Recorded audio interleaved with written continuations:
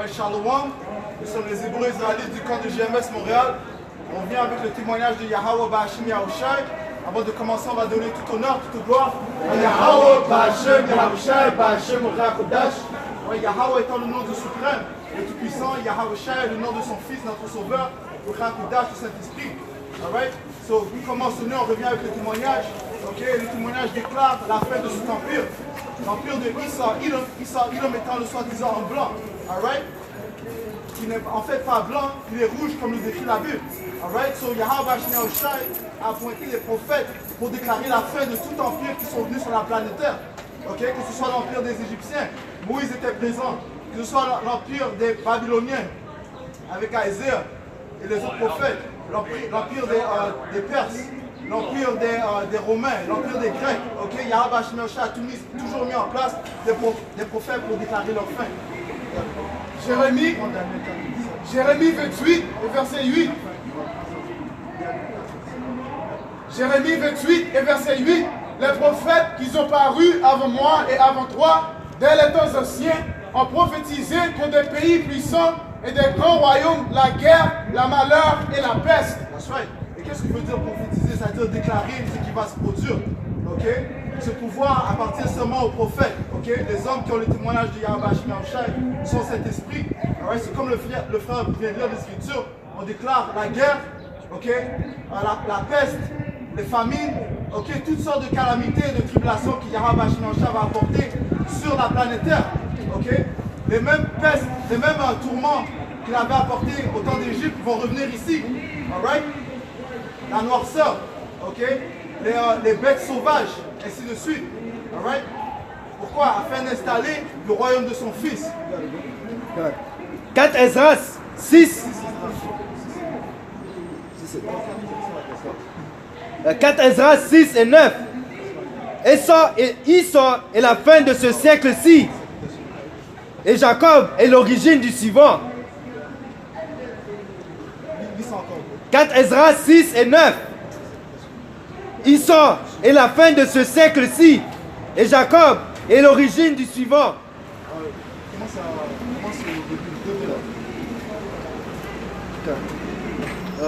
4 Esdras 6 et 7. Je répondis, quelle sera la séparation des temps? Quand se produira la fin du premier et le commencement du siècle du suivant? Ouais, puisque c'est ce que nous attendons. Nous attendons ce que Yahushai nous délivre d'entre les mains de nos oppresseurs. Okay? La nation d'Israël a constamment été mise en captivité. Pourquoi? À cause de sa désobéissance. Okay? Mais le fait est que Yahweh a fait une promesse à qui? Abraham, qui est passé à Isaac et à Israël. Okay? Et nous sommes la descendance de Jacob Israël. Okay? Donc la promesse vient à nous. Okay? Quelle est la promesse? La vie éternelle. Okay? Régner éternellement sur le royaume, sur la terre. Okay? Il me dit, depuis Abraham jusqu'à Abraham, car c'est à lui que sont nés Jacob et Esau. De fait, la main de Jacob tenait dès le commencement le talon d'Esau. Esau est la fin de ce siècle-ci, et Jacob est l'origine du suivant. Esau est la fin de ce siècle. Quand ça dit siècle, ça parle d'un âge. Okay? L'âge où Edom règne. Et comment est-ce qu'il règne? Il règne par l'iniquité. Okay? Par le trouble. Okay? Par l'oppression. Par l'injustice. C'est comme ça que Edom règne. Okay? Mais son âge va venir à sa fin. Et l'âge de la droiture, où Yahushai, celui que le monde appelle Jésus-Christ, va venir. Okay? Et nous approchons ces jours.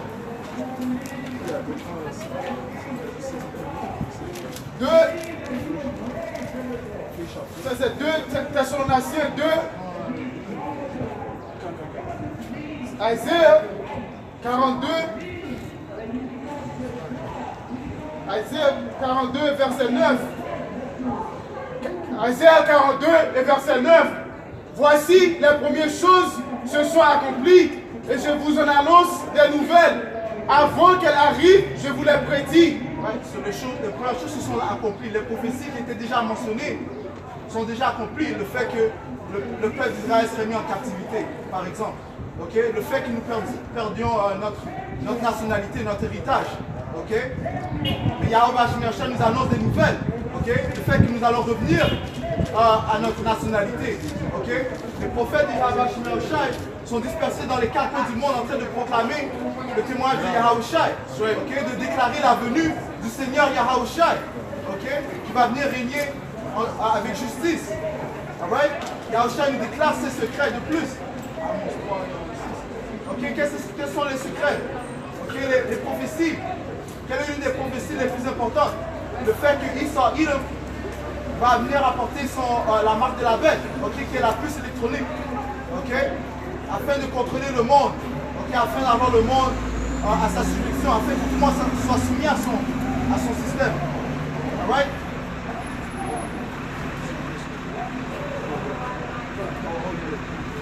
Amos 3 et verset 6. Sentons de la trompette dans une ville, sans que le peuple soit dans l'épouvante. Right. Quelle est la trompette? La trompette, c'est la parole de Yahweh Bashim Yahushai. Pourquoi est-ce que c'est semblable à une trompette? Parce qu'on avertit le peuple du danger qui va venir. Okay? C'est écrit que Israël va venir avec une grande fureur, sachant que son temps vient à sa fin. Alright? So on doit prévenir les Israélites, le peuple de Yahweh Bashim Yahushai, okay? Afin que leur sang ne soit pas sur nous. Okay? Arrive-t-il un malheur dans une ville sans que l'Éternel soit l'auteur? Right, so les choses qu'on va déclarer, les choses que les Écritures déclarent, la famine, okay? Le glaïf qui va venir, Israël qui va mettre certaines personnes en captivité, les bêtes sauvages qui vont être relâchées, okay? Les différentes maladies, ça vient de qui? Yahweh Bashim Yahushai qui contrôle le bien et le mal, contrairement à ce que les églises catholiques vous déclarent. Okay? On vient avec la vérité. Alright? Le bien et le mal viennent de Yahweh Bashim Yahushai. Satan travaille pour Yahweh Bashim Yahushai. Alright? Verset 7. Car le Seigneur l'Éternel ne fait rien sans avoir révélé son secret à ses serviteurs, les prophètes. Right, so notre pouvoir est un pouvoir de justice, de droiture et d'amour. Ok, so il prévient avant d'apporter la fureur. Ok? C'est pas comme s'il vient directement et te dit aucun message. Ok, Israël qui travaille dans les secrets, you know? Yahweh Bashim Yahushai nous déclare les choses à ses prophètes, puisque c'est lui qui règne dans le royaume des hommes, afin que nous proclamons les choses qui vont venir. Ok?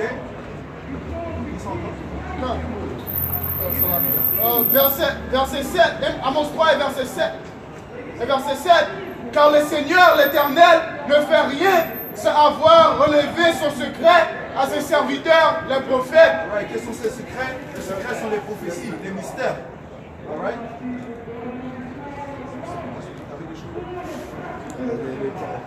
La foi va faire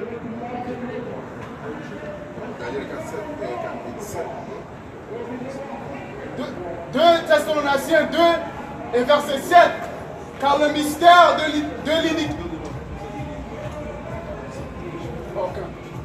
Et verset 4, l'adversaire qui s'élève au-dessous, verset 3, que personne ne vous séduise d'aucune manière, car il...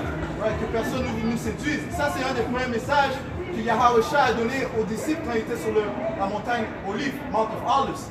Ok? Take heed that no man deceive you. Ouais, parce que la déception est en train de fleurir dans le monde. Pourquoi? Parce qu'Israël règne.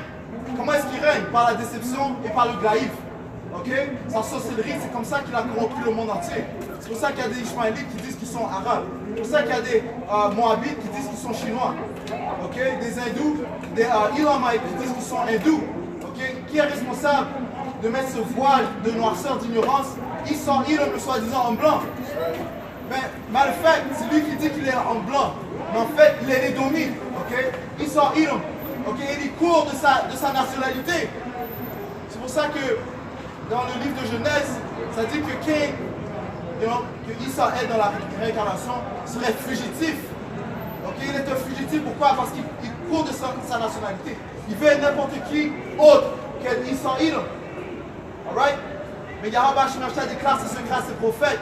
Et nous venons avec la vérité en déclarant à tout le monde leurs identités. En déclarant à tout le monde qui est l'unique, qui est l'impie. Israël, le soi-disant blanc. 2 Thessaloniciens 2 et verset 3. Que personne ne vous séduise d'aucune manière, car il faut que l'apostasie soit arrivée auparavant et qu'on ait vu paraître l'homme de péché, le fils de la perdition. Ouais, le fils de la perdition, l'homme de destruction. Qui est-ce? Le soi-disant blanc. Ok? Lui qui est responsable de tous les tourments qui se passent sur la planète Terre. Un jeune homme qui veut s'appeler... un jeune homme, son nom c'est Michael, maintenant il veut s'appeler Michaela. Ok? Yo, no pictures, Tom, no pictures. Alright? Il y a une fille qui s'appelle Anita, maintenant elle veut changer son nom à AJ. Ok? Qui est responsable de ces sottises, de ces stupidités? Il s'en Edom. Ok? Il te donne le droit de changer ton sexe. Ok? Il te donne le droit à un homme de coucher avec un autre homme.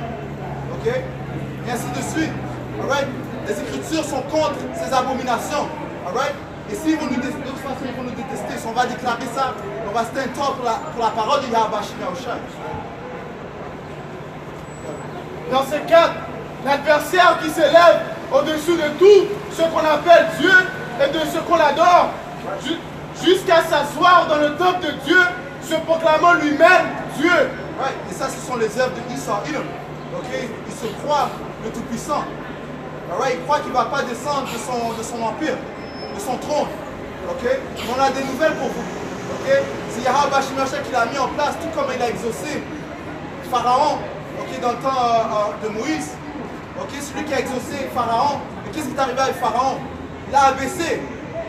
Okay? En fait, tu prends ça dans Romains 9. Right? Tu prends ça dans Romains 9. Verset 5.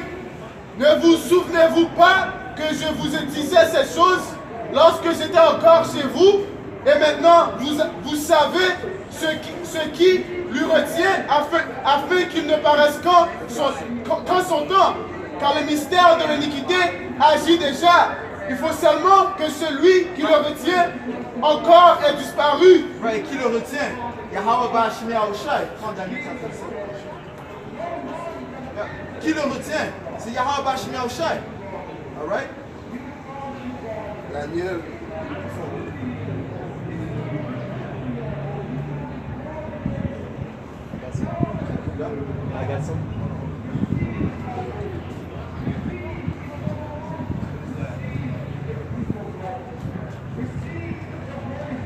Daniel 4 et 17. Daniel 4 et 17, il est écrit, ces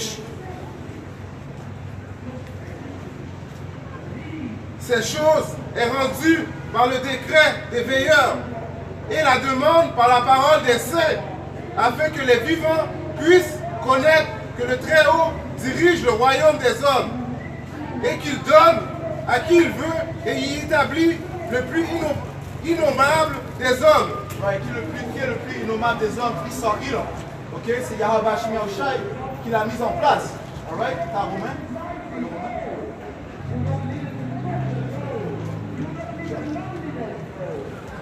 Romains 9 et 17.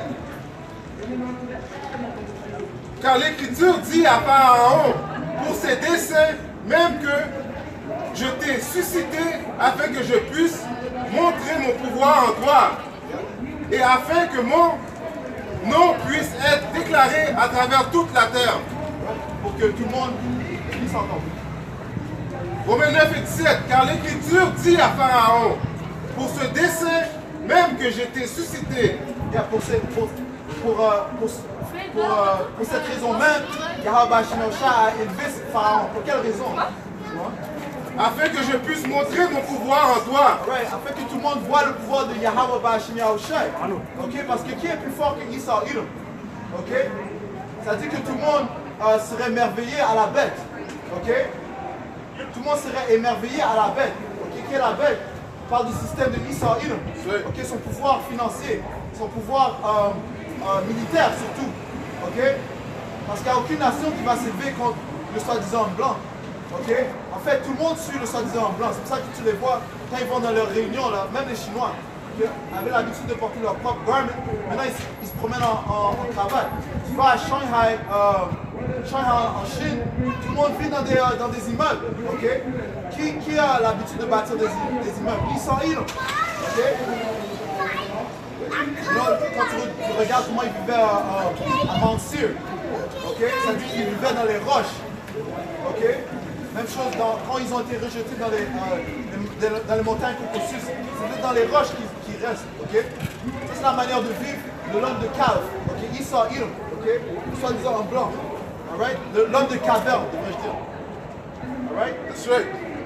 Et afin que mon nom puisse être déclaré à travers toute la terre. Alright, puisqu'après, lorsqu'il y a a mis fin à l'empire des Égyptiens, ça dit que son nom était reconnu partout sur la planète Terre. Ok? Joshua 9 et 9. But guess what? Jean 12 et 19. But guess what? Le nom de Yahweh Hashem Yahushua va revenir avec une grande puissance lorsqu'il va apporter les mêmes calamités, les mêmes tourments qu'il avait apportés au nom d'Égypte. Lorsqu'il va exaucer les fils d'Israël, lorsqu'il mettra son fils sur le trône. Jean 12 et verset 19. Et verset 9. Une grande multitude de Juifs apprit que Jésus, que Yahushua était à Béthanie. Et ils s'y virent, non pas seulement à cause de lui, mais aussi pour voir Lazare qu'il avait ressuscité des morts. Et ça c'est un bon point, ok, parce que les miracles que Yahweh Bashim Yahushua va faire, ok, ça va encore exaucer le nom de Yahweh Bashim Yahushua. Les miracles que les hommes de Yahweh Bashim Yahushua vont faire. Ok, parce que comme Yahushua a dit, les œuvres que je fais, vous ferez de plus grandes.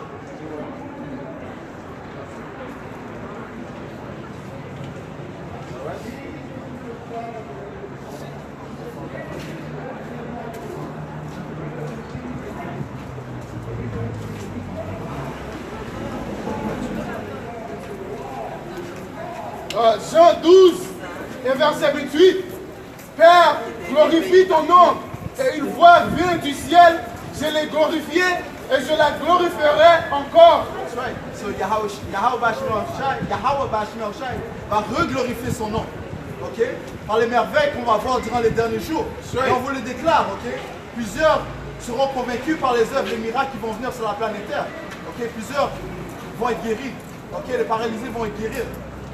Ça dit que quoi? Quand l'ennemi viendra avec comme une tempête, l'esprit de Yahweh Bashim Yahushua va exaucer une grande œuvre. Isaiah 59 et verset 19. On craindra le nom de l'Éternel depuis l'Autistien et sa gloire depuis le soleil levant. Quand l'ennemi viendra comme un fleuve, l'Esprit de l'Éternel le mettra en fuite. L'Esprit de l'Éternel le mettra en fuite. Parce que certains des prophètes de Yahweh Bashim Yahushua vont faire des miracles, okay, grâce à l'Esprit Saint. Okay, qui puissent voler, qui puissent disparaître. Okay, et ainsi de suite. Des choses qui ne sont pas, comment on dit, normales dans les yeux du monde. Okay? Mais nous croyons à ces choses-là. Okay? Puisque c'est quoi? C'est la foi qui compte. Okay? Moïse n'a-t-il pas séparé le fleuve par la puissance de Yahweh Bashim Yahushua? Yahushua n'a-t-il pas guéri les malades, ceux qui étaient paralysés, les aveugles?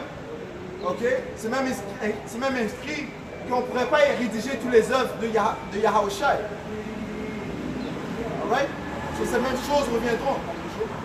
Jean 14 et verset 12.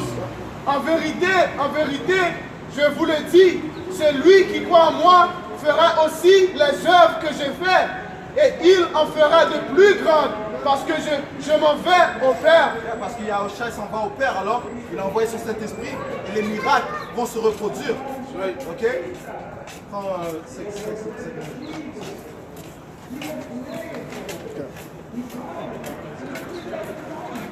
Quand Esdras 6 et 20... you want me to build it up? C'est le point?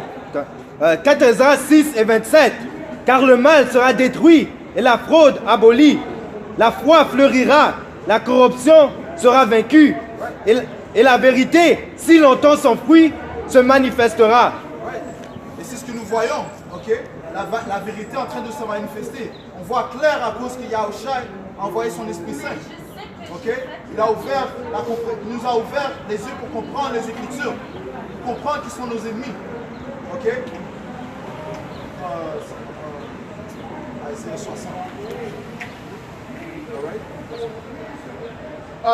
Deuxième Thessaloniciens 2, verset 7. Car le mystère de l'iniquité agit déjà, il faut seulement que celui qui le retient encore ait disparu. Et alors paraîtra l'épée que le Seigneur Yahushua détruira par le souffle de sa bouche. Right. Quel est le souffle de sa bouche? Ces Écritures, okay? Cette vérité. Right? Et c'est ces vérités qui est en train de les étrangler. Okay? C'est cette vérité qui est en train de les étouffer. Okay? Comme les Écritures disent, there's a dreadful sound in his ears. Okay? Une chose que Esau, qui peut pas dire, okay, avec une chose qui peut pas, avec laquelle il ne peut pas faire face, c'est la vérité. Parce que son système est basé sur le mensonge. Okay? La vérité, c'est comme un kryptonite pour lui.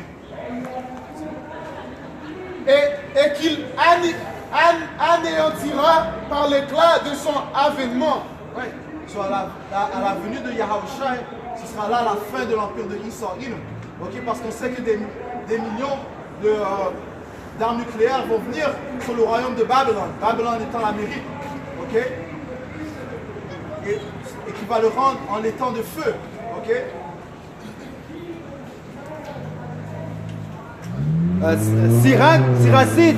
Siracide 10 et 8. La royauté passe d'un peuple à l'autre à cause des injustices, des violences et de la cupidité. Ouais, la royauté passe d'un peuple à l'autre. Okay? Ça va passer de Esau, okay, à Jacob, Israël. Okay? À cause de quoi? À cause des iniquités, à cause de l'injustice. Okay? À cause du fait que, qui fait la promotion de tout ce qui est contre la parole, okay? La pédophilie, okay? Le fait qu'il a oppressé le peuple précieux de Yahushua, okay? Le fait qu'il a mis en captivité les soi-disant noirs, les soi-disant latinos, les soi-disant amérindiens, okay? Pour ces raisons, Esau sera jugé. Comment est-ce qu'il sera jugé? Par le feu et les différentes calamités que Yahushua va apporter sur lui. Zacharie 2, et verset 8. Car ainsi par l'Éternel des armées, après cela viendra la gloire. Il m'a envoyé vers les nations qui vous ont dépouillé, car celui qui me touche la prunelle de son œil. Ouais, celui qui touche les Israélites touche la prunelle du Tout-Puissant. Okay? Puisque les Israélites sont les fils de Dieu. Yahshua signifie prince du pouvoir. Okay? Hold on to this, I'll just stand over there because of Il a mis en captivité les soi-disant noirs, les soi-disant latinos, les soi-disant amérindiens. Il sera mis en captivité. Prends Revelation 13. Okay? Apocalypse 13 et verset 9. Don't fix your back, bro.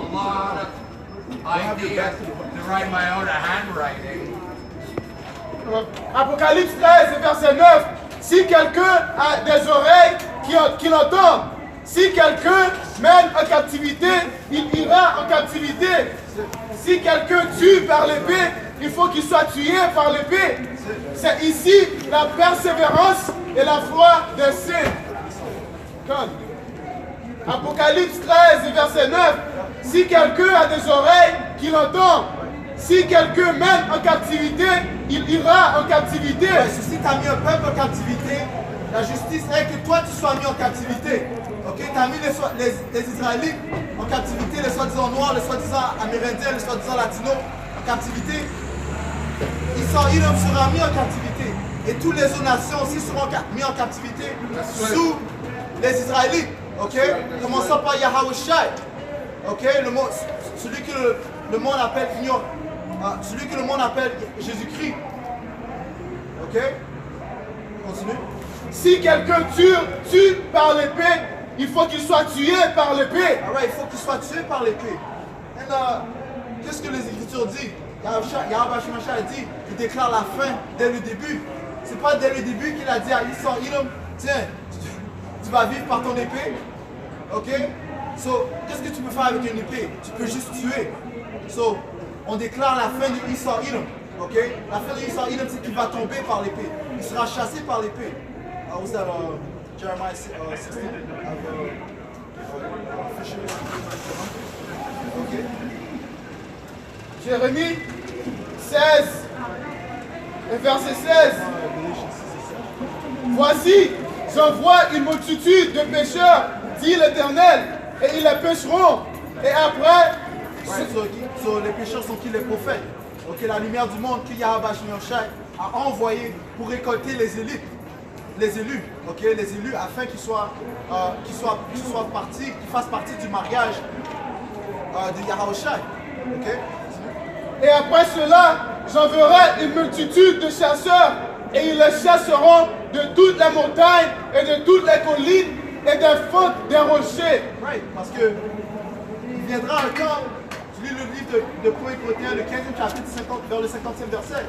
Les élus du peuple d'Israël seront changés d'hommes terrestres à hommes extraterrestres. That's right. Ok? Avec des pouvoirs puissants. Ok? Et qu'est-ce qu'on va faire? On va récolter tous ceux qui nous ont mis en captivité, tous ceux qui nous ont dévorés, tous ceux qui nous ont oppressés, commençant par les Édomites, et on va les mettre en captivité. Psaume 149 et verset 5. Que les fidèles triomphent dans la gloire, qu'ils poussent des cris de joie sur leurs couches, que les louanges de Dieu soient dans leur bouche. Qui sont les saints? Les saints, ce sont les Israélites, commençant par les élus. Continue. Parce que c'est juste aux Israélites que Yahweh a fait une alliance. Ok? Continue. Et le glaïve a deux tranchants dans leurs mains pour exercer la vengeance sur les nations, pour châtier les peuples, pour les lier leurs... Là, on ne parle pas de séparation. Si Yahweh était pour tout le monde entier, pourquoi est-ce qu'il dit qu'il va donner à un peuple un glaïve pour châtier le monde, les autres peuples? Ok?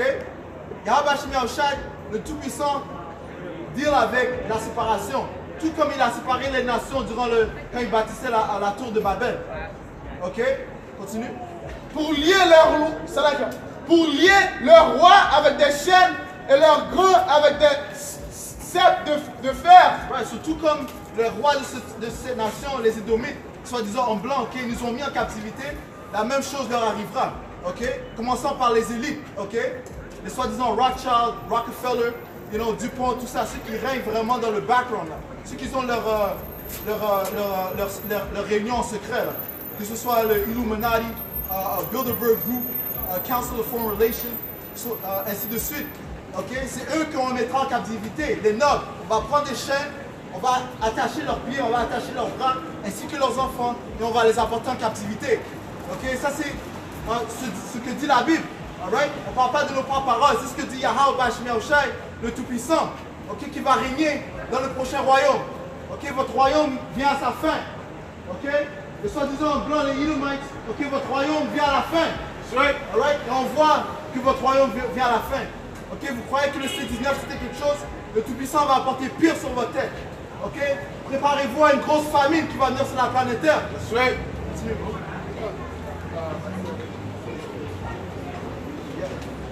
Isaïe 14 et verset 2. Les peuples les prendront et les... Verset 1. Isaïe 14 et verset 1. Car l'Éternel aura pitié de Jacob. Il choisira encore Israël et il les rétablit. Il choisira encore Israël. Puisque c'est avec Israël seulement que Yahweh a fait une alliance. C'est le seul peuple qu'il a choisi. Continue. Et il les rétablit dans leur pays. Et sommes-nous dans notre pays? Non, nous sommes encore en captivité sous les mains de nos oppresseurs, les Édomites. Ok? Mais il viendra un temps à la venue de notre sauveur Yahushua qui va nous retirer de notre terre, de notre captivité, nous installer en Israël, chasser les faux juifs qui sont présentement en Israël. Tu regardes les nouvelles, ils sont en train de se battre avec les Palestiniens. C'est même pas leur terre. C'est pas la terre des Juifs et c'est pas la terre des Palestiniens. Isaïe 2. les étrangers se joindront à eux et ils s'uniront à la maison de Jacob. Qui sont les étrangers? Les étrangers, ce sont les Israélites qui ont l'air des autres nations, qui sont dispersés partout dans le monde entier. Ok? Mais ils sont quand même israélites parce que leur lignée revient à Abraham, Isaac et Israël.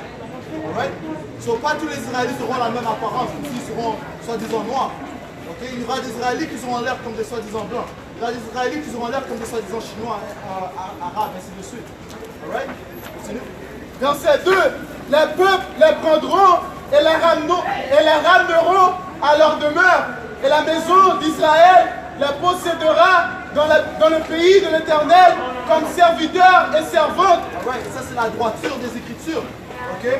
Ceux qui ont mis en captivité seront mis en captivité. Okay? On les possédera et c'est eux qui vont bâtir notre royaume. Okay? Avec leurs mains. Alright? Il n'y aura pas de tracteur, ainsi de suite.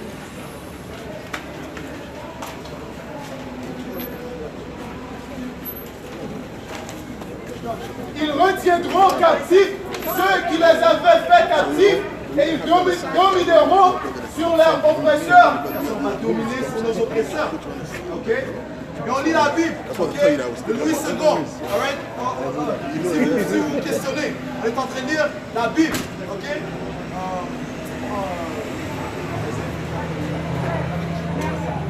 Luc 19 et 27.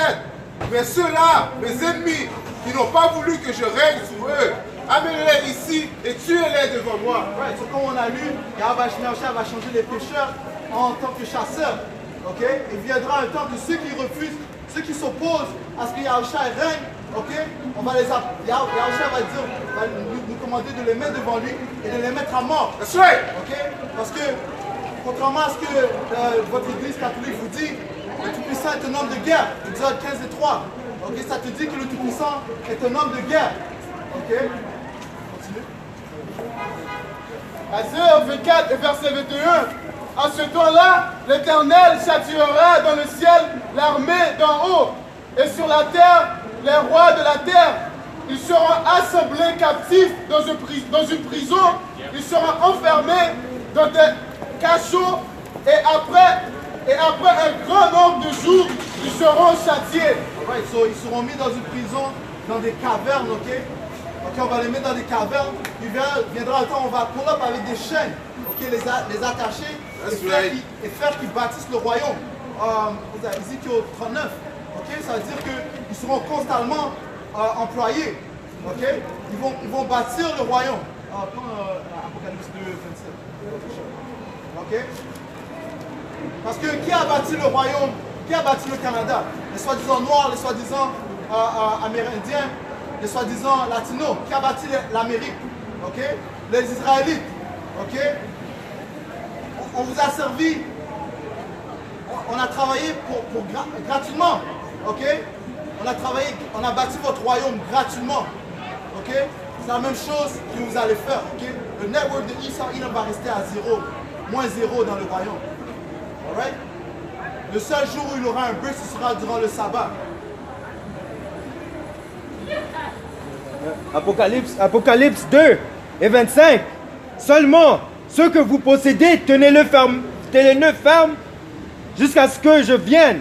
Qu'est-ce que l'on possède? Yahweh a dit, je connais vos tribulations, votre pauvreté, mais vous êtes riches. Du fait que nous possédons cette vérité, cette sagesse, la compréhension du témoignage de Yahweh. C'est ce qui nous donne le confort. Okay? C'est ce qui nous permet de continuer chaque jour, sachant que ceci n'est pas la fin. On a lu le livre de 4 Esdras 6 et 9. Et ça, la fin de cet âge, et Jacob est celui qui va régner après. Right? Continue. Verset 26. Le vainqueur, celui qui garde jusqu'à la fin mes œuvres. Le vainqueur, celui qui garde jusqu'à la fin mes œuvres, je lui donnerai pouvoir sur les nations. Et lui mènerait sur les nations. Encore une fois, parole de séparation. Ok? C'est pas comme si tout le monde, ok, ils ont mis les Israélites en captivité, en esclavage. Maintenant, tout le monde va régner ensemble dans le royaume. Non! Ok? Il y aura un peuple qui va régner, il y aura un peuple qui sera soumis à ceux qui vont régner. Ok? En fait, ce seront tous les peuples qui seront en dessous des Israélites. Continue.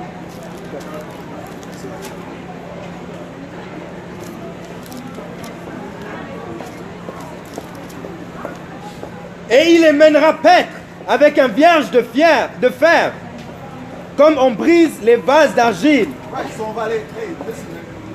Ça sera une dictature, ok? On va dire ça poliment, ok? On va juste dire que ce sera une dictature, ok?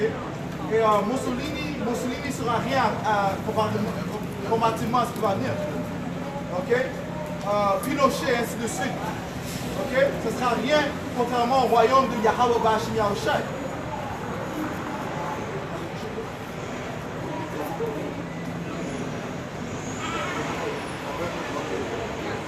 Isaïe 45 et 14.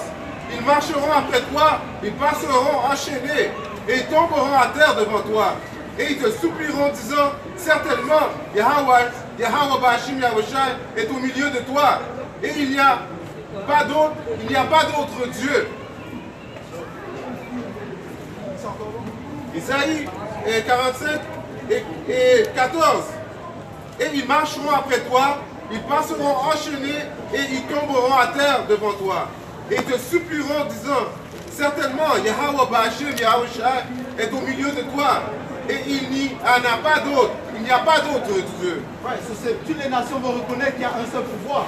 Okay? C'est écrit dans le livre de Philippiens que tout genou va fléchir à la venue de Yahushai. Right. Et Yahushai est celui que le monde appelle Jésus-Christ, avec ignorance. Okay? Et donc, ils l'ont fait comme un homme blanc. Okay? Il a blasphémé, il a blasphémé Yahweh, le Tout-Puissant, et son fils Yahushai, ainsi que les Israélites. Okay? Puisque Yahweh, le Tout-Puissant, et son fils Yahushai, c'est des hommes soi-disant noirs. Lis le livre d'Apocalypse, le premier chapitre, le 13e verset. Il donne une description du Tout-Puissant. Le livre de Daniel, le 10e chapitre.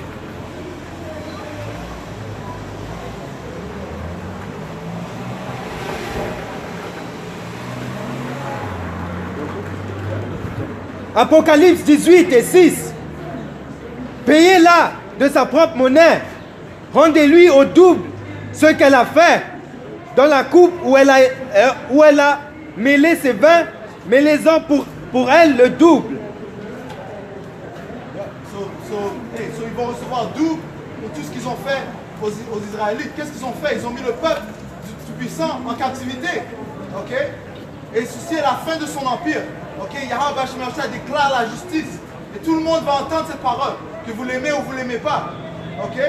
Vous êtes forcés à écouter la parole de Yahweh Bashim Yahushai. Parce que notre pouvoir est un pouvoir de justice. Ok?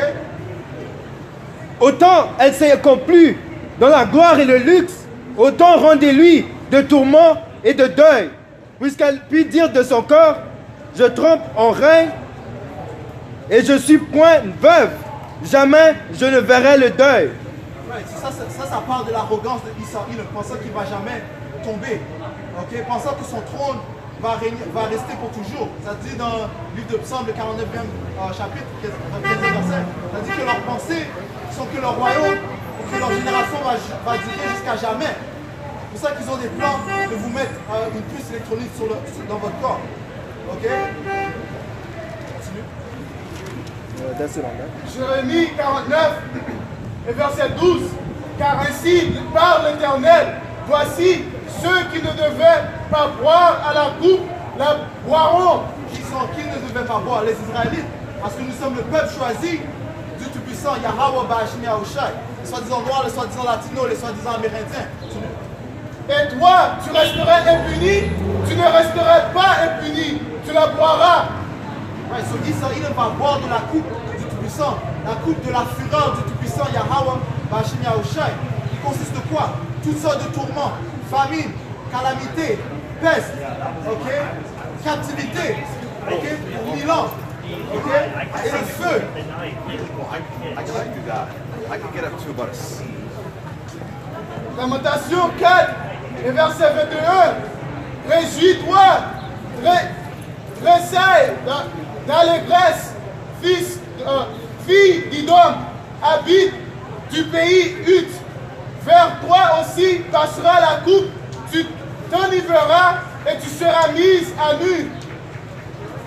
Ils seront mis à nu. Fille de Zion, ton iniquité est expirée. Ça va être expiée. il ne t'enverra plus en captivité, fille d'Idom. Ouais, parce que notre captivité vient à sa fin. Ok? That's right. Et on ne retournera plus en captivité. Ok? Sous le mains de nos oppresseurs. Ok? Les choses maintenant sont dans notre faveur, commençant par les élus du peuple d'Israël. Ok? Yahweh Shemesha nous a donné cette vérité comme confort, comme grâce, ok? Comme pitié. Ok? Et ça dit que notre captivité vient à sa fin et que Yahweh Shemesha va mettre les calamités qu'il nous a données, les calamités qu'il nous a données, il les mettra sur nos oppresseurs. That's right. Deutéronome 30 et verset 7. L'Éternel, ton Dieu, fera tomber toute la malédiction sur tes ennemis, sur ceux qui t'auront et persécutés. Ouais, c'est tous ceux qui nous ont persécutés, qui nous ont oppressés, qui nous ont maltraités. Les malédictions qui nous ont été données par notre pouvoir leur seront données. All right?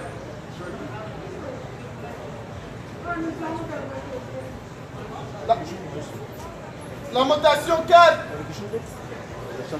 et verset 22. Fille de Zion, ton iniquité est expiée. Il ne t'enverra plus en captivité. Fille d'Idom, il châtiera ton iniquité. Il mettra tes péchés à découvert. Yeah, so Yahweh Shemesha est en train de les découvrir par cette parole et qu'il est en train de les mettre à nu. Ok? En train de découvrir toutes les mauvaises œuvres qu'ils ont commises. Et pour ces choses-là, Yahweh Shemesha va les visiter. Quand on dit visite, c'est pas une question de, quand il y a ta porte, on te dit salut. Non. Ok, Yahweh Shemesha va vous frapper soudainement. Ok, avec toutes sortes de tourments. That's right.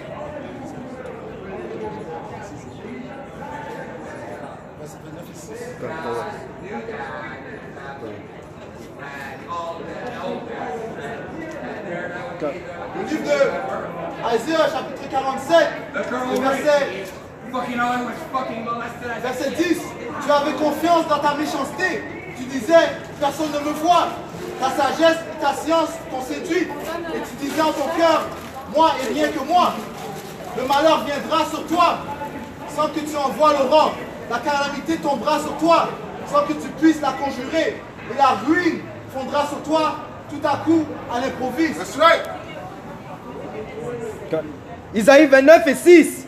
C'est de l'Éternel des armées que viendra le châtiment, avec des tonnerres, des tremblements de terre et des bruits formidables, avec l'ouragan et la tempête, et avec la flamme d'un feu dévorant. Et comme il en est d'un songe, d'une vision nocturne, ainsi en sera-t-il la multitude des nations qui combattront Ariel. So, avec toutes sortes de calamités que Yahweh Shemesha va vous visiter. Ok? Et soyez patients. Ces choses-là vont venir. Ok? La famine, les pestes, ok? Les bêtes sauvages. Ok? Toutes ces choses vont venir afin de détruire le royaume de Issa Iram, le soi-disant en blanc. Alright? So, on va conclure en donnant tout honneur, toute gloire. Tout l'honneur et respect aux apôtres de Great Millstone. Shalom aux élus. Shalom. Shalom.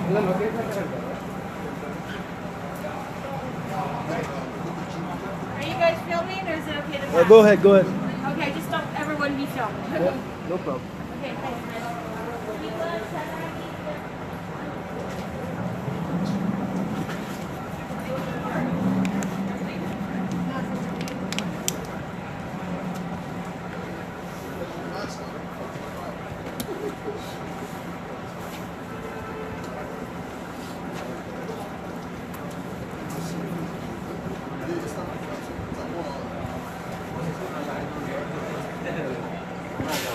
Right, Shalom, Shalom, for the Hebrew Israelites here, they have to speak about the prophesy the downfall of this wicked kingdom, they speak about the upliftment and the return of Yahweh Shai, the Lord, all right, to bring back his people, right, above their enemies, all right? So first and foremost, we want to give all praises, glory, and honor to Yahweh Ba'Shem Yahushai Ba'Shem Ba'Kodash. belongs to the apostles and elders of Great Millstone. So they teach you, show respect you out here about pushing this word out with truth and sincerity. This is the English segment now, all right? Go ahead and get Jude, the first chapter. The book of Jude, verse 1, Jude, the servant of Yahushua HaMashiach, and brother of James, to them that are sanctified by Yahweh. Which Jude was Yahushua's actual blood brother. Right? Blood brother. Go ahead. To them that are sanctified by Yahweh the Father, and preserved in Yahushua HaMashiach, and called, mercy unto you, and peace and love be multiplied. Beloved, when I gave all diligence to write unto you of the coming salvation, it was needful for me to write unto you, and exhort you that you should earnestly contend for the faith. And that's what we do. When we come out here, we contend for the faith. Alright? So when you got people come up with different doctrines, alright, we cut it with the scriptures. Okay, we don't come out of our own heart, we come out directly out of the book. Alright? So we can contend for the faith. Defend the gospel. Go ahead. Which was once delivered unto the saints. For there are certain men crept in unawares, who were before of old ordained to this condemnation. Right, so when there's people that come in and then they leave the truth, alright, those people were just already ordained for condemnation, man. Alright, you see? So you got brothers that stay in here, right, and they go into the end, and those are the elect. Those are the ones that were chosen, but the ones that fall off, those are the ones that the Lord didn't want. Okay? Ungodly men. It says, turning the grace of our power into lasciviousness, and denying the only Lord Yahweh and our Lord Yahushua HaMashiach. Right. So when you leave the truth, you come in the truth, and you leave, you deny the Lord Yahushua. All right, we died on the cross for the elect, really for the whole nation of Israel. Okay, notice I said nation of Israel. It's not for any other nation. All right, but guess what? When you come into this truth, that He died to give you that truth, that you can understand that. All right. But if you come back into the world, that means you're denying the Lord. Go ahead. What? This is the book of 1 John, chapter 2 and verse 19. They went out from us, but they were not of us. For if they had been of us, they would no doubt have continued with us. Yeah, meaning what? They were not of the elect. Okay? They were not chosen. All right? That's why they fell off. Okay, go ahead. But they went out that they might be made manifest that they were not all of us. Jude verse 5. You got that though? Let's read that. Hebrews 4 and verse 2. For unto us was the gospel preached, as well as unto them. Right, they're hearing it. You have a bunch of Israelites passing by. They're hearing the gospel. They're hearing the truth. All right, the true gospel. All right, but it was preached unto us the same way, right? But go ahead. But the word preached did not profit them, not being mixed with faith in them that heard it. Right, they didn't have the gift of faith, so they couldn't receive this truth. Man. You have to have that seed to begin with. If you don't got that seed, right, then you can't understand this truth. Right? Even though you're hearing the truth. Okay? Got something else going on. Hebrews 11 and verse 6. But without faith, it is impossible to please Him. And without faith, you can't please the Lord, man. All right? You can't please Yahushua without faith. Okay? That's why He always cursed out the disciples, saying, "O ye of little faith." All right? Go ahead. For he that cometh to the Most High must believe that He is, and that He is a rewarder to them that diligently seek Him. Right, and we're the ones that are diligently seeking the Lord the right way. Okay, because we're actually going into the entirety of the book. Okay, we're not just dealing with just the New Testament or just the love scriptures. We're dealing with the whole entirety of the book. Okay, go ahead. This is the book of Romans, chapter 9 and verse 6. Not as though the word of Yahweh hath taken on effect, for they are not all Israel which are of Israel. Right, meaning what? That we're pushing the word out, but it's not like the word is taking on effect. The Lord said, "My word does not return unto me void." It's going to accomplish that which He chose for it to accomplish, man. All right?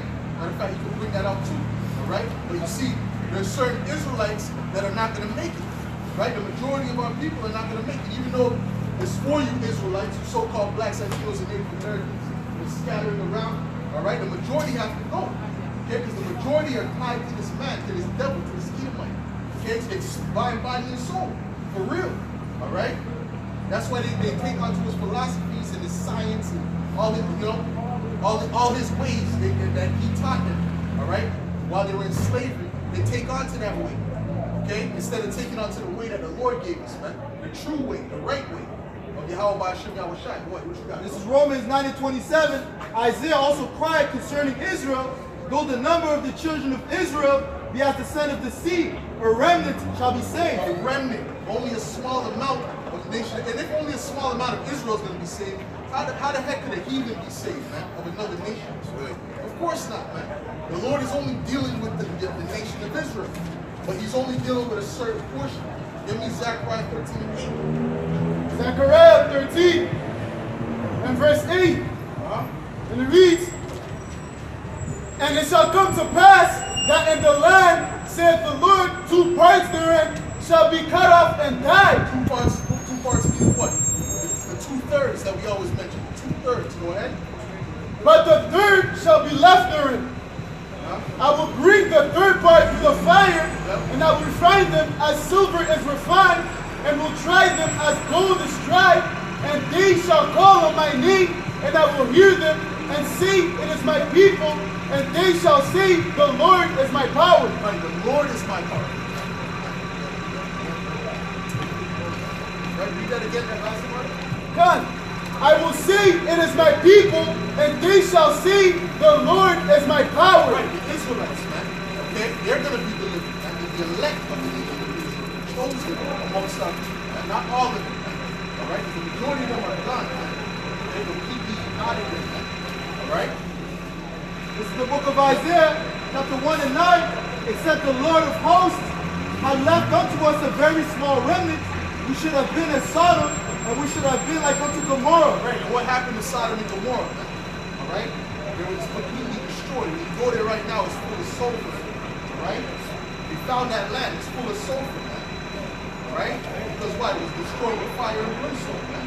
That's actual historical fact. But guess what? The nation of Israel, our people would have been like that if he didn't leave back a remnant, but he left a remnant, man.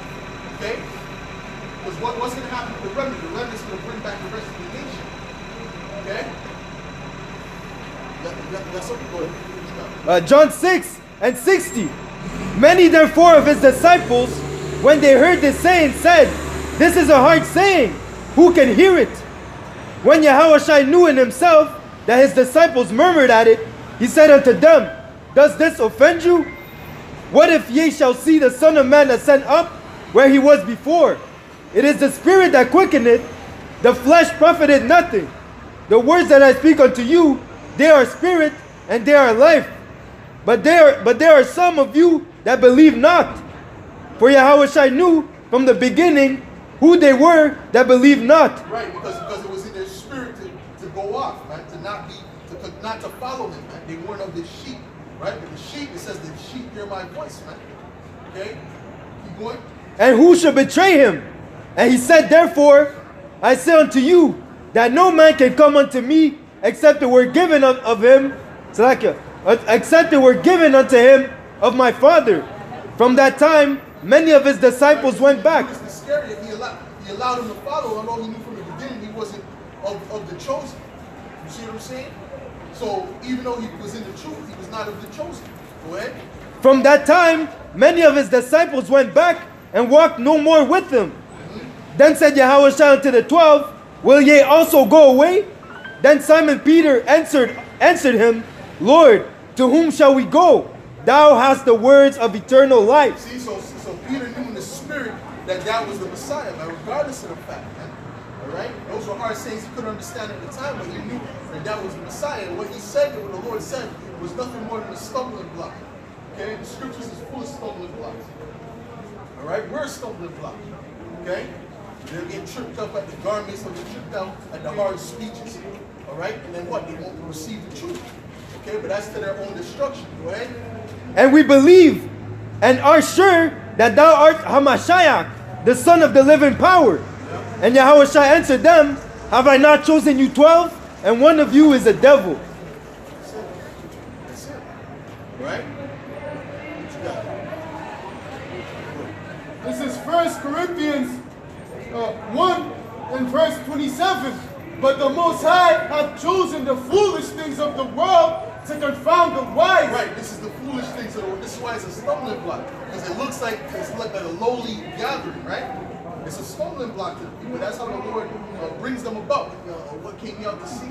All right? Even with John the Baptist, he came out like a madman to these people. All right? Because the way he was living in the wilderness, okay? He was wearing a rough garment. You see? So there were certain people that couldn't accept that. They were looking for some pristine look. No, the prophets never came pristine. What you got, bro? 1 Corinthians 1:27, but the Most High has chosen the foolish things of the world to confound the wise. Yep. And the Most High had chosen. Because even if a scholar comes up, they can't deal with us with the Bible. A top scholar in the university, they can't deal with us with the Bible. They're trying, all right? And they can't win because the Holy Spirit is guiding us. All right? No matter how much degrees you got, we have the top wisdom on the planet Earth. Right? Go ahead. And the Most High hath chosen the weak things of the world to confine the things which are mighty. Right, and Esau's mighty. So the so-called white man, the Edomites, they got the power. Esau, the Lord, Heavenly Father, gave them the power. Okay? You see what I'm saying to you? But guess what? The Israelites, which are on the bottom right now, they're confounded through the Spirit. Okay? Go ahead. And the base things of the world and the things which are despised hath the Most High chosen. But the things which are despised, the base things, the things which are despised, are not despised in the society. Absolutely, man. No matter where you go in this earth, man. You see, but guess what? Those are the children of the Most High. Get the Wisdom of Solomon, 5th chapter. Go ahead. Yea, the things which are not, to bring to naught the things that are, that no flesh should glory in his presence. And that's all for it. So no flesh should glory, man. The Lord is going to bring us up out of that low state because guess what? No one can glory from that. You can't say it was yourself. It was Yahweh Shem. Read that Wisdom of Solomon, 5th chapter. This is the Book of Wisdom of Solomon, chapter 5, and verse 1. Then shall the righteous man stand in great boldness before the face of such as have afflicted him. And that's what we're doing. We're standing in great boldness before their face, man. All right, we're telling them to their face their judgment, man. All right, we ain't behind the computer screen. We're out in the open, man. All right, the Spirit of Kar Yahweh Shem Yahushai. Go ahead. And made no account of his labors. When they see it, they shall be troubled with terrible fear. Well, and they're troubled with terrible fear. That's why they're setting up this propaganda right now. They're in great fear, seeing the men of the Lord rise up, man. Seeing the men of Yahweh Shem Yahushai, the nation of Israel, rise up, the true nation of Israel, the true Yahshua. Go ahead. And shall be amazed at the strangeness of his salvation, so far beyond all that they look for. And it's going to be far beyond. It's going to be far out. All right, the deliverance is going to be far out. Okay. What you got? This is the book of Isaiah, chapter 8 and verse 14. And ye shall be for a sanctuary, but for a stone of stumbling, and for a rock of offense, to both the houses of Israel, for a gin and for a snare to the inhabitants of Jerusalem. And many among them shall stumble and fall and be broken and be snared and be taken. Right, there's all kinds of stumbling blocks, man. But the scriptures say what? If you fall out of this truth, you're done. All right? You're done. If you fall out of this truth, there's no coming in and coming out. This is not, you can't play hopscotch with Heavenly Father, man. All right?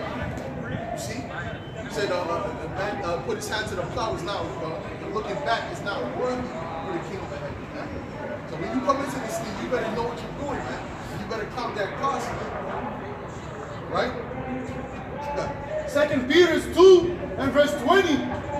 For if after they have escaped the pollutions of the world through the knowledge of our Lord and Savior Yahushai, they are again entangled therein and overcome, the latter end is worse with them than the beginning. Right. Because you come into this truth, you have a demon on you.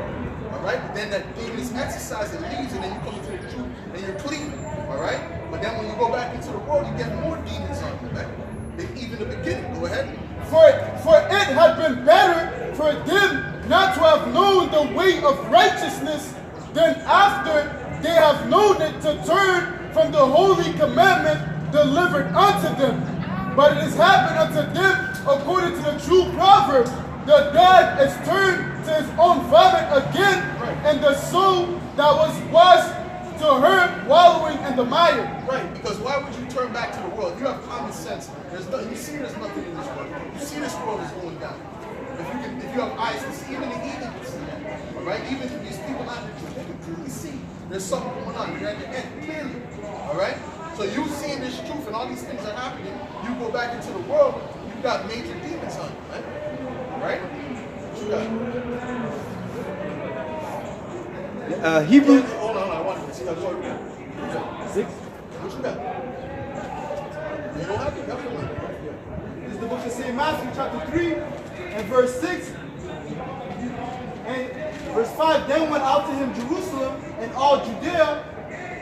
and all the region round about Jordan, and were baptized of him in Jordan, confessing their sins. But when he saw many of the Pharisees and Sadducees come to his baptism, he said unto them, O generation of vipers, who has warned you to flee from the wrath to come? Right, because he's seen them and he said, they're not even, well, keep going. It says, bring forth therefore fruits meet for repentance. Right, so he's like, they're not even worthy of repentance, man. They're not even worthy to be delivered, man. You see? The only ones that's worthy to be delivered was those that were chosen from the beginning. The other one blown in the wind. Read that. Read it if you have it. Okay, go ahead. Hebrews 6:4. For it is impossible for those who were once enlightened and have tasted the heavenly gift and were made partakers of the Holy Spirit and now have tasted the good word of the Most High and the powers of the world to come, if they shall fall away, to renew them again unto repentance, seeing they crucified to themselves the Son of the Most High afresh. So that's like crucifying Yahweh Shai again, right? When you go into the truth and you believe again, right? Going back to that dirt that you were in, that filth. Okay? You see what I'm saying? But guess what? If they came in and they left, they were never worthy for the truth to begin with. Go ahead. And put him to an open shame. Right, that's it. Alright? It's the book of St. Matthew chapter 11 and verse 7. And as they departed, Yahushua began to say unto the multitudes concerning John, what went ye out into the wilderness to seek? A reed shaken with the wind? Or what went ye out for to see? Right, a reed shaking, someone weak and feeble, you know, some eloquent speaker. Go ahead. It says, but what went ye out for to see? A man clothed in soft raiment? Behold, they that wear soft clothing are in king's houses. They that wear soft clothing are in king's houses. So in other words, John the Baptist was rough. Okay, he came out rough. Oh, Paul said, though I be rude in speech, yet not in knowledge, man. Okay, meaning what? When he spoke, riots broke out, man. Okay, so he was coming with that rough speech, man. Cursing people out. Not like how they have in these churches all soft, it's all, the men are always effeminate, man. And the women are masculine in these modern day churches, man. It's a damn backward society, man. Go ahead. Go ahead. This is the book of Zechariah, chapter 13, and verse 4. And it shall come to pass in that day that the prophet shall be ashamed, every one of his vision, when he hath prophesied, neither shall they wear a rough garment to the sea. They shall not work because what? The prophets came in rough garments. They came rough. They didn't come all effeminate and weak. They were rough manly men. Alright? Not like what you see today, man. You see what I'm saying? What you got, man? This is Ezekiel 18 and verse 24. But when the righteous turneth away from his righteousness and cometh iniquity, and doth according to all the abominations that the wicked man doeth, shall he live? All his righteousness that he hath done shall not be mentioned, and his trespass that he hath trespassed, and his sin that he hath sinned, and then shall he die. Right? So when you go back and look, they were done. That's the bottom line. But guess what? If someone is wicked, extremely wicked, they repent. When they're good, as long as they remain until the end. What you got, brother? I got Luke 19 and 21. For I fear thee, because thou art an austere man. Right. How was austere? Which means what? When you look at the word austere, it means what? Rude, alright? Strict, alright? He wasn't no one to play with, man. Right. Not like how they painted him with the long hair and the beat. Oh, my son, that feminine Edomite tone. Come on, man. Right. It was a rough, so-called black man with white woolly hair, man. Okay? What you got? You got something you got? You got something? Yeah? Jude, verse 5. I will therefore put you in remembrance, though ye once knew this, how that the Lord, having saved the people out of the land of Egypt, afterward destroyed them that believe not. Yes, those that don't believe are going to be destroyed. That's right. And the angels which kept not their first estate, but left their own habitation, he hath reserved in everlasting chains under darkness unto the judgment of the great day. Right, these angels not speaking about Satan and his gang in heaven, right? They're ready to spray paint the walls in heaven, and then the Lord. That's about us, the Israelites, man. We fell from our first estate, man. As the what? It's the Nephilim, the powers on the earth. Then the Psalms 82. Okay, 6. Psalms 82 and verse 6. And I said, I have said, ye are gods, and all of you are children of the Most High.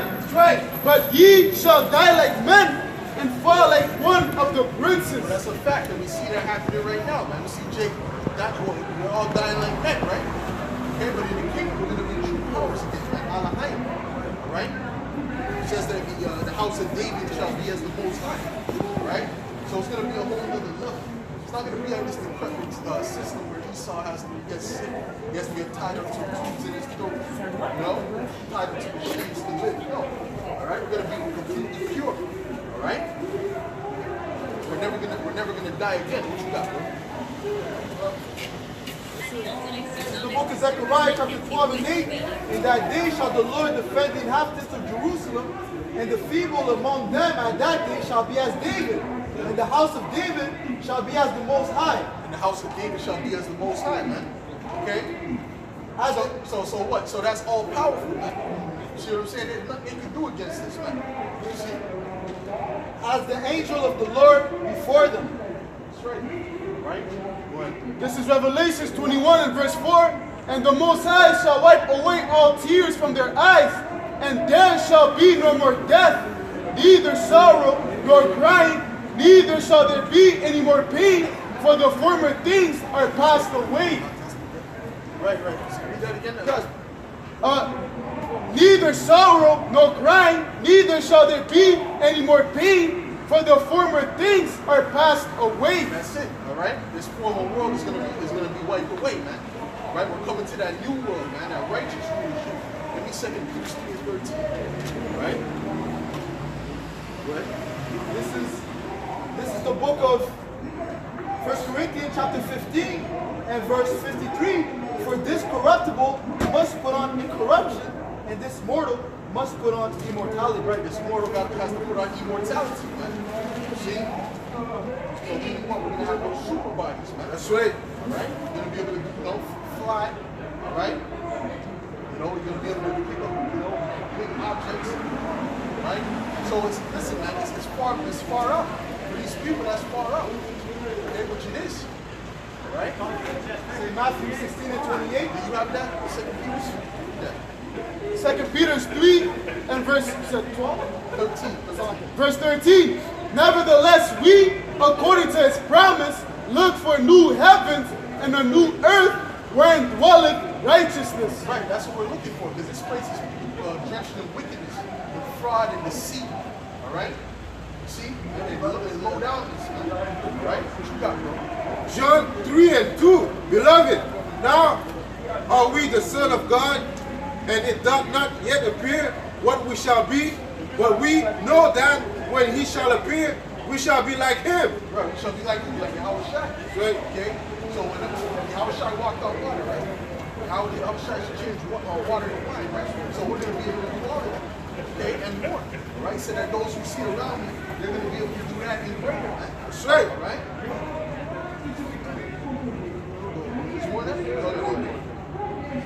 For we shall see him as he is. Yeah, right. And he's in his glorified state.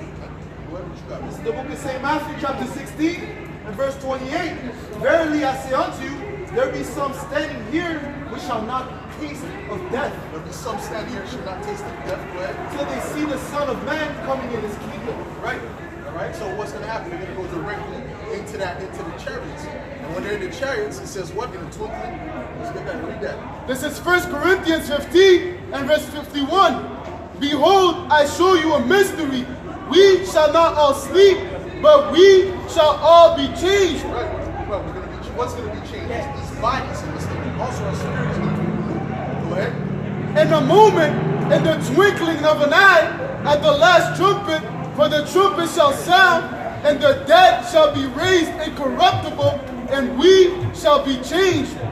For this corruptible must put on and corruption, and this mortal must put on immortality. What does corruptible mean?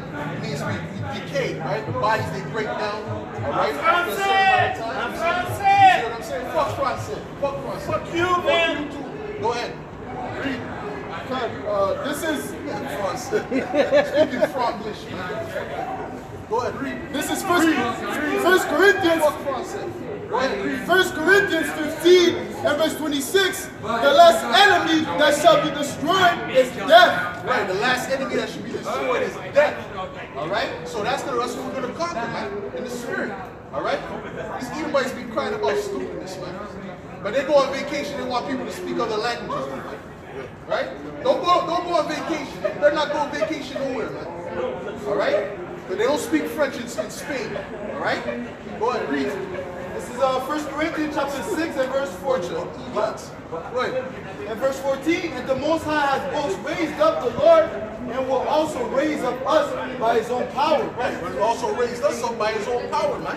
All right? Right. He's going to raise us up, man. And we're going to have that power as well. Yahushua's coming with ultimate power. Matter of fact, he's going to take down all these armies by himself, man. That's right. All right? Matter of fact, get me that 2nd and 13th chapter. That's one of my favorite verses.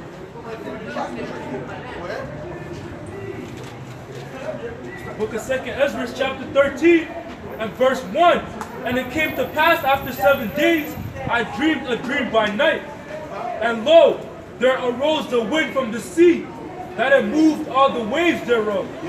And I beheld, and lo, that man waxed strong with the thousands of heaven. Who's that man? That's Yahushua. That's our Lord, man. Okay, he's going to come in the sky. He's going to have those thousands of heaven, those chariots, we're going to follow him, escorting him. Go ahead.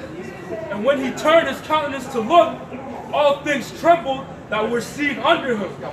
And whensoever the voice went out of his mouth, all they burned that heard his voice, like as the earth faileth when it feeleth the fire. Right, go ahead. And after this I beheld, and lo, there was gathered together a multitude of men, out of number, from the four winds of the heaven, to subdue the man. So Yahushua is going to be killing people while he's moving, but then the army is going to come. Yo, we got to take this guy down. No, ain't going to be no taking down nothing. But listen, what it said, what? All they burned that heard his voice. So there's people that's going to get destroyed before the army comes, man. You see? But they're going to be like, oh, we need backup. We need backup. All right, we need to all join together to fight against them. That's right. Go ahead. And after this I beheld, and lo, there was gathered together a multitude of men, out of number, from the four winds of the heaven. Right, could have been 100,000, could have been a million. It's going to be World War III going on, so it's going to be a lot of armies coming to him. Go ahead. To subdue the man that came out of the sea. Right. But I beheld, and lo, he had graved himself a great mountain, and flew upon it. Yep. But I would have seen the region or place whereout the hill was graven. But that's a chariot. It was so big that he described it as a mountain. It was an actual chariot that he was riding. Go ahead. But I would have seen the region or place whereout the hill was graven, and I could not. And after this I beheld, and lo, all they which were gathered together to subdue him were sore afraid, and yet durst fight. And lo, well, of course they're going to be afraid. They're going to see a so-called black man in the sky with power, all right, and angelic power. They'll pick up the sign of Yahushua, hold that up, all right? You're going to see him in the sky with his power, all right, in his glory, okay? And what's going to happen? They're going to get scared because they're looking for an Edomite, a so-called white boy. Don't come in soft, and, oh, my son. No, you're going to see an angry so-called black man. Read from this day, Avengers, brother, with my heart. Read, go ahead. All they which were gathered together to subdue him were sore afraid, and yet durst fight. Right. And lo, as he saw the violence of the multitude that came, he neither lifted up his hand, nor held sword, nor any instrument of war. But only I saw that he sent out of his mouth, as it had been a blast of fire, and out of his lips a flaming breath, and out of his tongue he cast out sparks and tempests. So that was a great fire blast he sent out of his people. He didn't come to give them hugs. All right? He didn't come, oh, my sons, no, he came and destroyed them. Keep going. And they were all mixed together. The blast of fire, the flaming breath, and the great tempest, and fell with violence upon the multitude which was prepared to fight, and burned them up every one. So he burned that whole great multitude multitude up. That's what he's going to burn that whole great multitude up. This is a prophecy, man. This is prophecy that we're reading right now. Go ahead. So that upon the sudden of an innumerable multitude, nothing was to be perceived, but only dust and smell of smoke. So they turned into dust. Okay? You see what I'm saying? So the Lord's coming with that power. So guess what? If we're going to be like him, we're going to have that power too. That's right. Right? When I saw this, I was afraid. Isaiah 63. Keep that up for a bit, brother. Keep that up for a bit. Just to see the vision. Isaiah 63 and verse 4. For the day of vengeance is in my heart, and the year of my redeeming is come. Yeah, go ahead. This is Micah 7. The day of vengeance, that was the Lord speaking. He said the day of vengeance is in his heart. So he's thinking about 2,000 years ago. What happened to him? All right? He got crucified. He's still thinking about that. He's still mad about that. Okay? So ultimately, what is 100 years ago? What is 200 years ago? The Lord's still thinking, of course he's thinking about that. That's fresh in his mind. If he's thinking about 2,000 years ago, you see? So don't listen to these Edomites, man. The Lord is coming to bring vengeance, man. Go ahead. Oh, okay, that's piercing. Go ahead. This is Isaiah 10 and verse 17. And the light of Israel shall be for a fire, and his Holy One a flame. And it shall burn and devour his thorns and his briars in one day, and shall consume the glory of his forest and of his fruitful field, both soul and body, and they shall be as when a slender bearer fainted, and the rest of the trees of his forest shall be few, and that the children may rate them.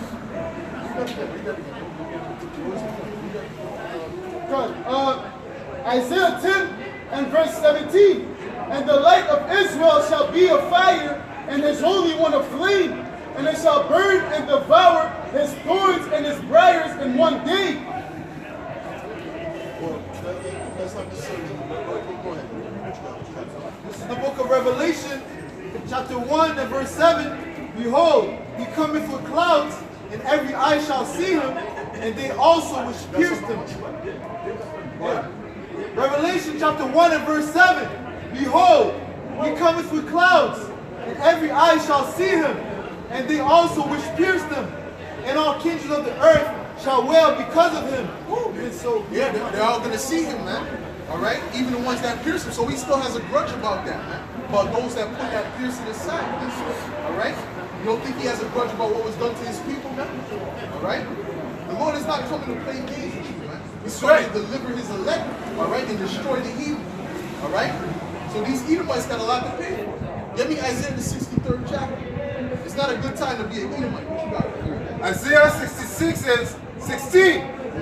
For by fire and by his sword will the Lord plead with all flesh. By fire and by his sword will the Lord plead with all flesh.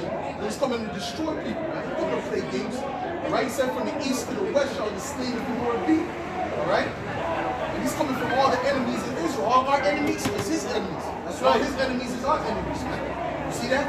Go ahead. And the slain of the Lord shall be many. And right, and that's the problem with our people. They don't realize they have enemies, man. You see all this wickedness that these people did to you, you don't understand that they're your enemy yet, man.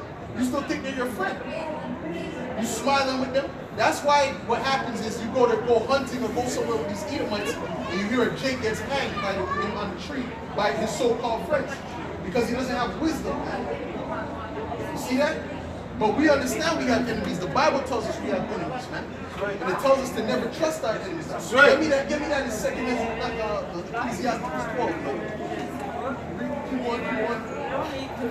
They that sanctify themselves and purify themselves in the garden beyond one tree, in the midst, eating swine flesh. Eating swine's flesh. What's swine flesh? That's pork. All right, the veal, right? All that pork our people love to eat, man. All right? Guess what? The Lord doesn't like that. He's saying that he's going to find those people eating that, right? Or even mouse and all those, any abomination. Really, go ahead. And the abomination of the mouse shall be consumed together, said the Lord. He's going to consume them. So what does that tell you? The dietary law is still in place. That's right. The laws of Moses is still in place. That's right. And the Heavenly Father gave to Moses. Go ahead. For I know their works and their thoughts. It shall come that I will gather all nations and tongues, and they shall come and see my glory. That's it. They're going to see the glory of the Lord. Okay? Go ahead. This is the book of Revelation, chapter 19 and verse 11. Yep. And I saw heaven open, and behold, a white horse. And he that sat upon him was called Faithful and True. That's Yahweh Shai, okay? The so-called black man we call Jesus Christ, man. Right. All right? Coming with white woolly hair, man. All right? He's coming back with anger, man. With that white horse, which represents that chariot. He's not going to come on an actual horse. Not just speaking about a chariot. The horse represents power. All right? Got something else? And in righteousness he does judge and make war. Right. If he's judging in righteousness, that means the ones that put us in captivity, guess what? They have to get paid back for that. Get that. Revelation 13. This is the book of Revelation, chapter 13 and verse 9. If any man have an ear, let him hear. Yep. He that leadeth into captivity shall go into captivity. What's captivity? That's slavery. All right? He that leadeth into slavery, which we know who did that, right? Go ahead. He that killeth with the sword must be killed with the sword. Here is the patience and the faith of the saints. So you Edomites got a lot to pay for, man. All right? We keep saying it. All right? The Bible already condemns you, man. All right? So sooner or later, the judgment is coming.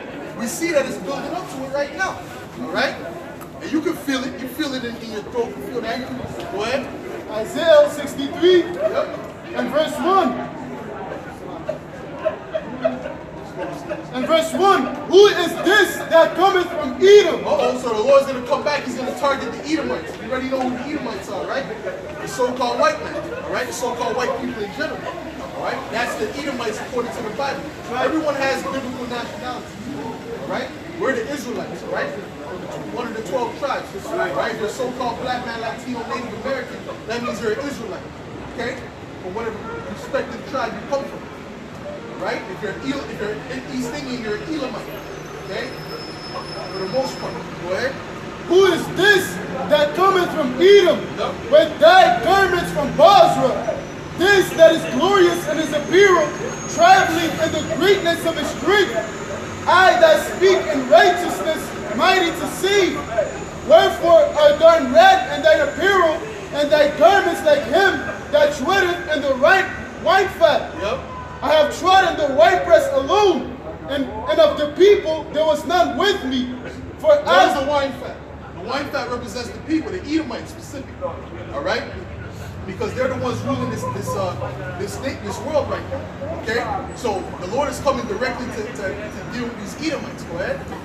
for I will tread them in mine anger and trample them in my fury. Why would he be stopping grapes with his anger and his fury? Grapes did something to him? No, it's speaking about people. These are the Edomites, man. Go ahead. And their blood shall be sprinkled upon my garments. Right, their blood is speaking about the people, the Edomites. Go ahead. And I will stain all my raiment, for the day of vengeance is in mine heart, and the year of my redeem is come. Right, because he's still mad about what happened to him, and he's mad about what you did to his people. Oh, you're forward in the affliction. All right? You went over, the Lord, you went overboard, man. You Edomites, you cut off all pity, man. All right? So the Lord is going to cut off all pity from you. You see that? Oh, should be no mercy, shall be shown to them that show no mercy. All right, but you got some, Shikak? You got some holding some precepts. It's the book of Amos, chapter 1, and verse 11. Thus saith the Lord, for 3 transgressions of Edom, and for 4, I will not turn away the punishment thereof. Oh, so he's not turning away the punishment of Edom. Okay, go ahead. Because he did pursue his brother with the sword, and did cast off all pity. Well, that's it. You know what you devils did, man. All right, you done destroyed our people, man. Okay? And really the world in general. So he said what? You cast off all pity. Go ahead. And his anger did tear perpetually, Yep. and he kept his wrath forever. He still has his wrath now. Okay? They're still the people in the Middle East, they're getting destroyed, man. Oh, Afghanistan is known as what? The graveyard of kingdoms because of what these Edomites did, man. They didn't go, they went over there, they're coming to help. They murdered hundreds of thousands of people, man. No, I'm talking about women and children. I'm not talking about army people. I'm talking about women and children and men that have nothing to do with it. All right? Go ahead. Let's sit on that. This is the book of Zechariah, chapter 1 and 15. And I am very sore displeased with the heathen that are at ease. For I was but a little displeased and they helped forward the affliction. Right. So he was a little displeased with who? His people. Okay. It reads on, verse 16. Therefore, thus saith the Lord, I am returned to Jerusalem with mercies. My house shall be built in it, saith the Lord of hosts. So he's returning where with mercies? To Jerusalem, to the Israelites, man. Okay? So he's coming with mercy for us. All right? He's not coming with mercy for the heathen, man, for the other nations, man. Go ahead. And a line shall be stretched forth upon Jerusalem. Yep. Right, yet. This is Psalms 98 and verse 1. Sing unto the Lord a new song, for he hath done marvelous things. His right hand and his holy arm hath gotten him the victory. The Lord hath made known his salvation. His righteousness hath he openly showed in the sight of the heathen. He hath remembered his mercy and his truth towards the house of Israel, and to the ends of the earth have seen the salvation of our power. That's it. Okay? That's it. And who's his right hand? His right hand is Yahweh Shai. Go ahead. The book of Isaiah, chapter 42, and verse 13. The Lord shall go forth as a mighty man. He shall stir up jealousy like a man of war. He shall cry, yea, he shall roar. He shall prevail against his enemies. So the Lord has enemies. And guess what? Our enemies is his enemies, man. Why? Because we're his people. You see what I'm saying? So that's why he had the Philistines destroyed. He had the Egyptians destroyed. All right? He had these other nations, Moab and all these people destroyed because of his people. All right? Get me Joel the 3rd chapter. Go ahead. I have long time holding my peace. I have been still and refrained myself. I have long time holding my peace. I have been still and refrained myself. Right, he has long time holding his peace. Meaning what? You were able to do all this wickedness on the earth, and the Lord didn't really move yet. But now he's starting to move. Go ahead, and it's going to be bad. It's going to get bad over here. That's right.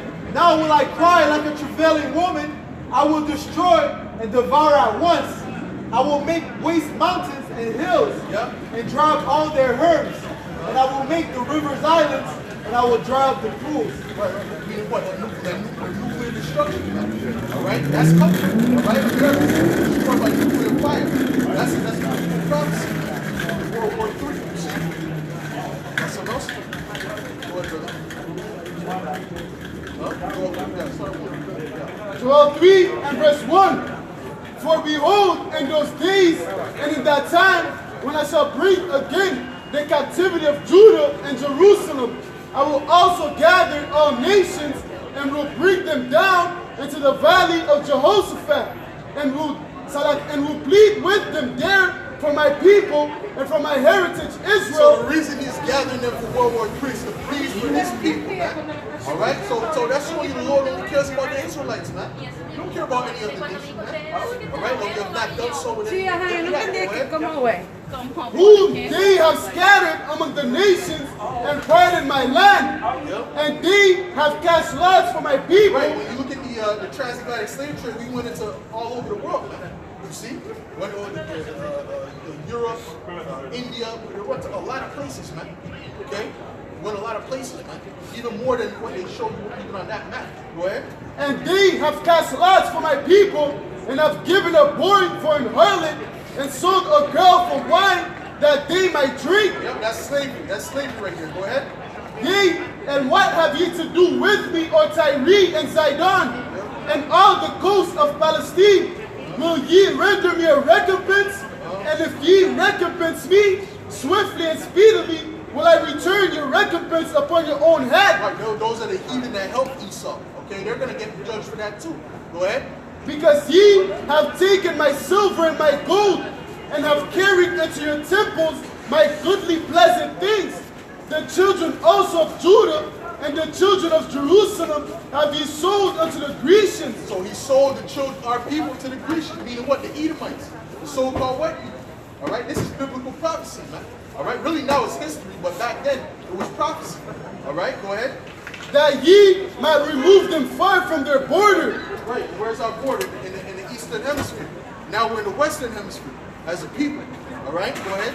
Behold, I will raise them out of the place whither you have sold them, and will return your recompense upon your own head. Right, he's raising us up now through the Spirit, okay?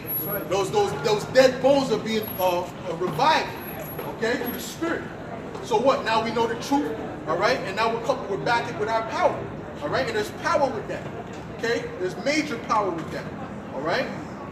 Go ahead. If the Most High is with you, who can be against you, man? No weapon against me shall prosper. We're already, listen, the elect already has that, man. You see what I'm saying? They come up, man, that's a threat to their own life. Remember that guy came up there and talked about he's an amateur boxer? You could be a pro boxer. That ain't gonna help you. You can't outbox the angels, bro. You understand what I'm saying? You can't jab the angels and go into the south. No, you can't do none of that. Go ahead. Verse 8, and I will sell your sons and your daughters into the hand of the children of Judah. I will sell your sons and your daughters. That's payback, baby. You see, most of our people ain't looking for that because their mind is messed up, man. Too much Edomite supremacy on the TV to mess their minds up, man. Okay? But guess what? The men of the Lord, the elect are looking for this. Go ahead, read that again. Come on, Joel 3 and verse 8. And I will sell your sons. And I will sell your sons, go ahead. And your daughters. And your daughters, go ahead. And to the hand of the children of Judah. That's it. So we're going to get the payback, baby. That's in the Bible. That's the prophecy in the Bible. Prophecies in the Bible, I should say. That's right. Okay? It's all about the payback of our people, the Israelites, man. Okay? The so-called blacks, Latinos, and Native Americans, man. The 12 tribes scattered abroad, man. Go ahead. And they shall sell them to the Sabians, to a people far off, for the Lord hath spoken it. Right, because they did not separate families, man. They separated families. So we're gonna sell you from, I might sell your daughter to somebody out in somewhere in Australia, man. I might sell your son to one of the Philistines, man. All right. See what I'm saying to you? Go ahead. Go ahead. Verse 9: Proclaim ye this among the Gentiles. Prepare war. Wake up the mighty men. Yep. Let all the men of war draw near. Right, and it's funny because we're on the rise. Jake is on the rise in the spirit. Okay, the Lord is coming and bringing us on the rise, but our women are attaching to the serpent. So they're going to fall with the serpent, man. Go ahead. Wake up the mighty men. Let all the men of war draw near. Yep. Let them come up. Beat your plowshares into swords, and your pruning hooks into spears. Let the weak say, I am strong. Assemble yourselves and come, all ye heathen, and gather yourselves together round about. Well, that's for what? World War III. Okay? But that's it on that. What you got, bro? This is the book of Isaiah, chapter 30 and verse 30. And the Lord shall cause his glorious voice to be heard. It shall show the lightning down of his arm, with the indignation of his anger, and with the flame of a devouring fire, the scattering and tempest and hailstones. For through the voice of the Lord shall the Assyrian be beaten down, which smote with the rod. Right, so in other words, the heathen that went up against us, because now the modern day Assyrian is these Edomites. It represents these Edomites, man. They're gonna be broken down. All right? Matter of fact, get me Deuteronomy 30 and 7. Okay? Because there's a change happening, man. That's why Aaron Russo, he made that movie Trading Places, right? But he knows something. He's an insider. He knows things, man. He knows what's up. Okay? He knows what the elites think. Okay? Go ahead. This is the book of Deuteronomy, chapter 30 and verse 7. And the Lord thy power, Yahweh Ba'ashem Yahushai, will put all these curses upon thine enemies. Right, so we know who our enemies are, really all the other nations. Starting with the so-called white man, the Edomites, man. All right? But all the rest of the nations, they're joined with it. Okay, they're hand in hand. All right, so guess what? He said he's going to put all these curses that we went through on our enemies, man.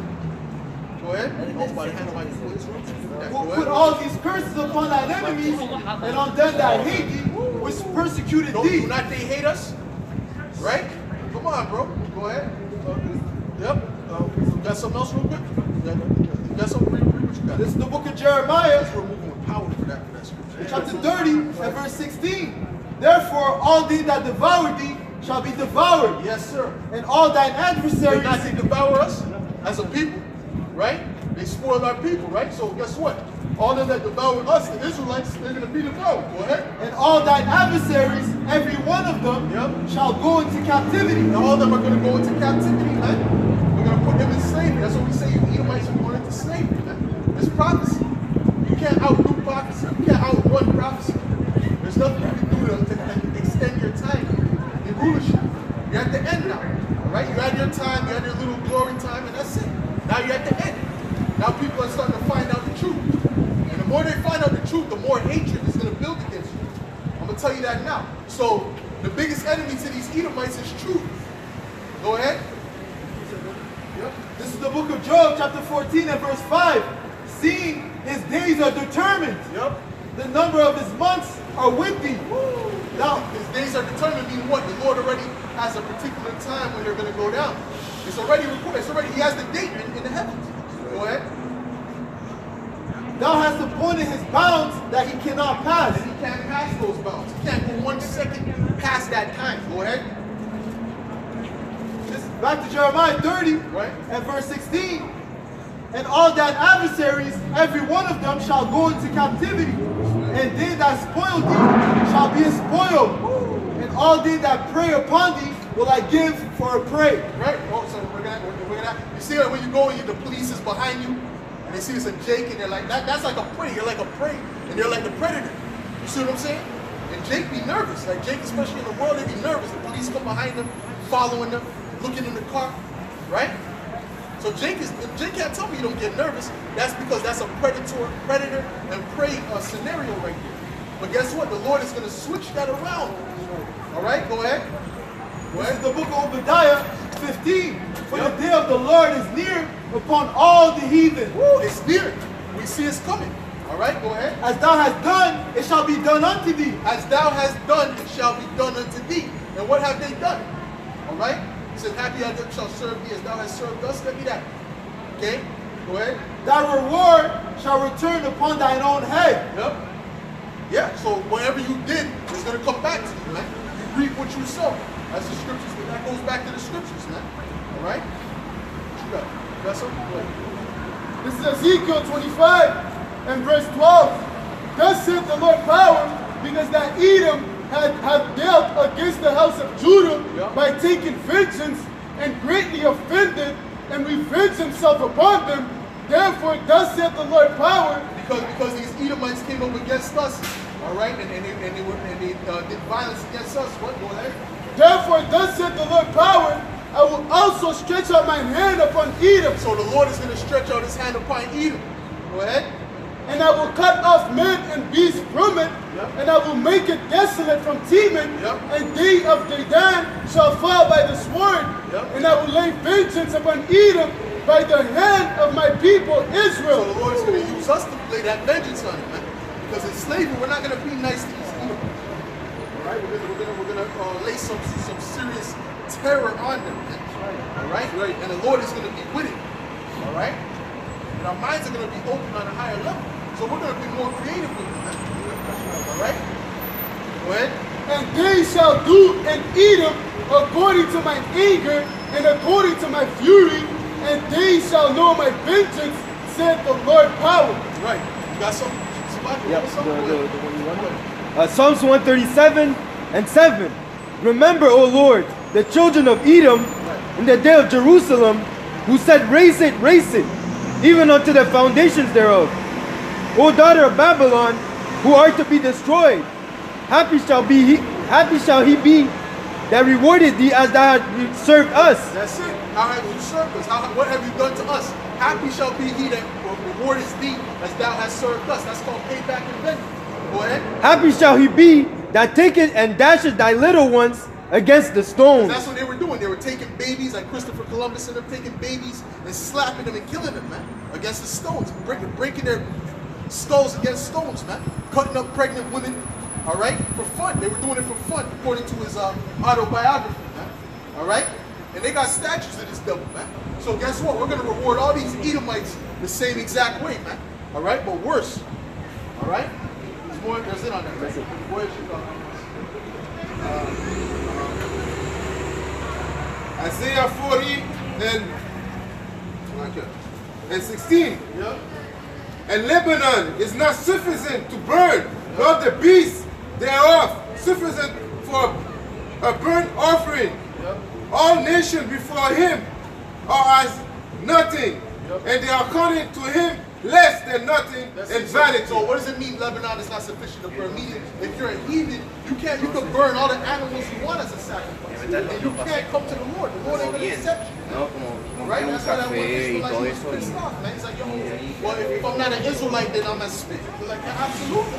All right? If you're not one of our people, he has nothing. See what I'm saying? Go ahead. This is the book of Ezekiel, chapter 36 and verse 5.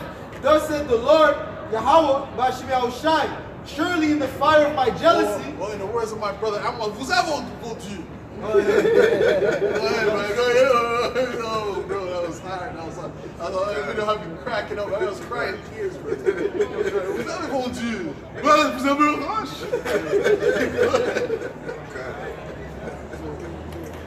Go ahead. Ezekiel, chapter 36 and verse 5. Therefore, thus said the Lord, power, surely in the fire of my jealousy have I spoken against the residue of the heathen, and against all Idumea, which have appointed my land into their possession. So Idumea is another way of saying Edom, the Edomites, okay? And who have what? Appointed my land into their possession. They could have control of that land right now. The Edomites, man. Based upon what? The Balfour Declaration, man. Alright, so you Edomites are found out, man. We know who the Edomites are. Okay? And it's not just them either, man. They're just one sect of the Edomites. Right? All you the majority of you so-called white people are Edomites, right? Your respective tribes. Go ahead. Obadiah 6. How are the hidden things of Esau searched out? How are his hidden things sought up? Yeah, how are the hidden things sought up? Go ahead. Back to Ezekiel 36 and verse 5. And against all Idumea, which have appointed my land into their possession, with the joy of all their heart, with the spiteful minds to cast it out. Because they were happy. When they got that after World War II, when they got that land, they were extremely happy. Right? When you read the Balfour Declaration, he was happy about that. All right? But that was going against the Lord because that's not their land. That's why that land is cursed. Oh, it should be trodden under the Gentiles? Get me that. All right? Because that land, that belongs to us. We're supposed to be in that land right now. Okay? And the Lord is, once we get in that land, the Lord is going to bless us abundantly, man. You see? Yep. This is Luke 21 and verse 24. And they shall fall by the edge of the sword and shall be led captive into all nations. And Jerusalem... Who shall be led captive into all nations? Us, our people, man. All right? We're not led captive slave into all nations? Absolutely, man. Go ahead. And Jerusalem shall be trodden down of the Gentiles until the times of the Gentiles be fulfilled. Right, so it's being trodden right now by the Gentiles. When is the time of the Gentiles going to be fulfilled? When the Lord comes back. That's going to be the end. We're at the end right now. Okay? We're at the end right now. When the Lord is getting ready to come back, clearly. That's right, you see? So, we only got a few prophecies left, man. The Kuragma, don't take that. Show this brother with the Kuragma. Don't take this. Don't take that microchip they're about to offer you, brother. Okay? They're about to offer the whole world this, man. As the top solution. These people ain't gonna be wearing. They're gonna be wearing. They're gonna be able to take off their mask if they get that. All right. You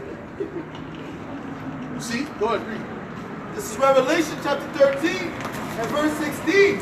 And he causes all, both small and great, rich and poor, free and bond, to receive a mark in their right hand or in their foreheads. Right. The mark is that Kuragma. All right. That microchip they're gonna offer you. This was prophesied thousands of years ago, and it's still coming to pass. You know what? And you know they know about this prophecy, but they can't go against prophecy. All right? Because the Lord's word will stand. You see? Go ahead.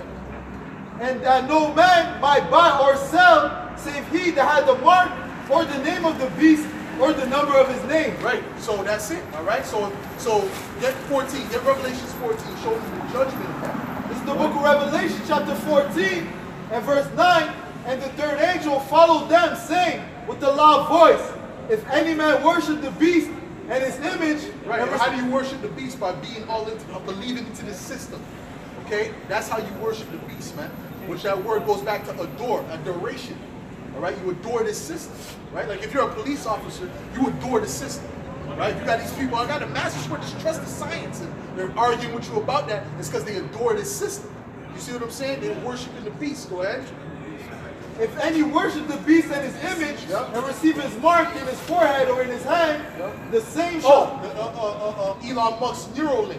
You see what I'm saying too? That's that. He's part of the system. They're acting like this guy's fighting against the elites. He's not fighting against anything. He's with them. All right. He's set up with his. He has his purpose. Okay, that they're using him for. Go ahead. The same shall drink of the wine of the wrath of the Most High, which is poured out without mixture into the cup of his indignation, and he shall be tormented with fire and brimstone. That's going into the nuclear destruction. All right, you're going to be the ones that are in America. They're going to feel that nuclear fire. And anyone who's outside of America, if the Lord don't hit you with nuclear fire, He has a special judgment for you if you take that mark. Go ahead. And he shall be tormented with fire and brimstone in the presence of the holy angels and in the presence of the Lamb. And the smoke of their torment ascendeth up forever and ever, and they have no rest day nor night, who worship the beast and his image, and whosoever receiveth the mark of his name. Right, and when it says forever and ever, it doesn't mean actually forever. It means for a very long time. Okay, because when 9/11, when those buildings went down in 9/11, that smoke was going up for months. That smoke was rising for months. So imagine when America is destroyed by nuclear fire. That's going to go up for years. We don't know how much years. You see what I'm saying to you? So it's going to be a long time. All right? You got something? What? 2nd Ezra chapter 6 Right. and verse 7. Yep. Then answered I and said, what shall be the parting asunder of the times, or when shall be the end of the first and the beginning of it that followeth? Right. What shall be? What shall be? Read that again. So Ezra is asking the angel, when is going to end? When is the kingdom going to come? When is the end of the earth? When is the kingdom of the Lord going to come in? Go ahead. Then answered I and said, what shall be the parting asunder of the times, or when shall be the end of the first and the beginning of it that followeth? Right. And he said, unto me, from Abraham unto Isaac, when Jacob and Esau were born of him, Jacob's hand. So it goes back to Jacob and Esau, those two brothers that were in the womb. Are you familiar with Jacob and Esau, brother? I heard some stuff, not everything. I'm not like a professional. No worries, brother. That's why we're here. Yeah, that's why I'm here listening. Go ahead. From Abraham unto Isaac, Yep. when Jacob and Esau were born of him, Right. Jacob's hand held first the heel of Esau. Yeah. For Esau is the end of the world. Esau is the end of the world. The so-called white man is the Edomites, okay? Which his forefather is Esau, okay? So he's the end of the world. That's why he's ruling now at the end, okay? Go ahead. And Jacob is the beginning of it that followeth. But Jacob, the Israelite, starting with the Lord Yahweh Shai, is the beginning of it that followeth. So when he goes down, that's the beginning of our uprising. That's right. Through our power, Yahweh Bahashem, Yahweh. All right? Hold on. Hold that for a second, brother. Read that. This is the book of Genesis, chapter 25, and verse 21. And Isaac entreated the Lord for his wife, because she was barren. And the Lord was entreated of him, and Rebekah his wife conceived. And the children struggled together within her. And she said, So it said the children struggled together within her. All right? Meaning what? They were fighting in the womb. So why? Because they were opposing spirits. Go ahead. You got the righteous and you got the wicked. That's all. Go ahead. And she said, if it be so, why am I thus? And she went to inquire of the Lord. And the Lord said unto her, 2 nations are in thy womb, and 2 manner of people shall be separated from thy bowels. 2 manner of people were 2 totally different spirits. When you look at the so-called white man and the so-called blacks, Latinos and Native Americans, we're actually exact opposites, man. The way we operate, the way we think is complete opposite. All right? They like their food how? They like their steak or meat rare. All right? Medium rare. We like our stuff well done. If it's pink inside, Jake is going to be like, oh, what is this, man? Go ahead. And the one people shall be stronger than the other people. And that's our people. All right? Michael Jordan. We have that natural gift of strength. Not only physically, but also mentally, too, and spiritually. So if Esau couldn't go through what we went through, it would be done. When they lose their job, they're ready to jump off the building. Esau has a weaker spirit, man. Okay? Go ahead. And the elder shall serve the younger. And the elder, who's the elder? Let's hear it. Go ahead. And when her days to be delivered were fulfilled, behold, there were twins in her womb. And the first came out red, all over like in hairy garment. First came out red. All right. So when you look up a picture of a so-called white baby, if a brother wants to pull that up on Google real quick, right? And you'll look at it and you'll see they're red. They're completely red. All right. When a J comes out, or say a so-called black, he comes out a little bit light skinned, but then his melanin comes in, but they come out completely red. Right? And they called his name Esau. Yep. And after that came his brother out. That word Esau means wasted away. Because he saw him, he was like, oh shoot, Esau. Meaning what? He didn't see any pigmentation, so he's like, something's missing.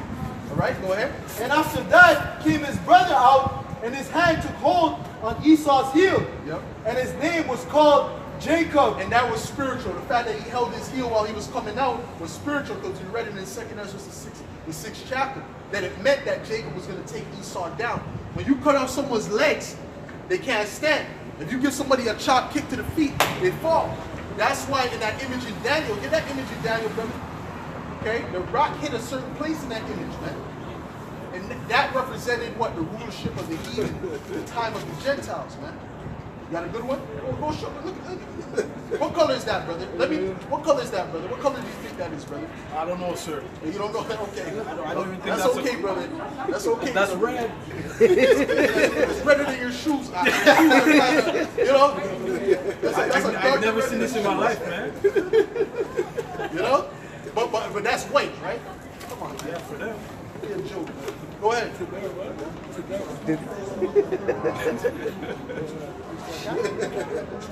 That's some? Oh, you got it? Okay, good.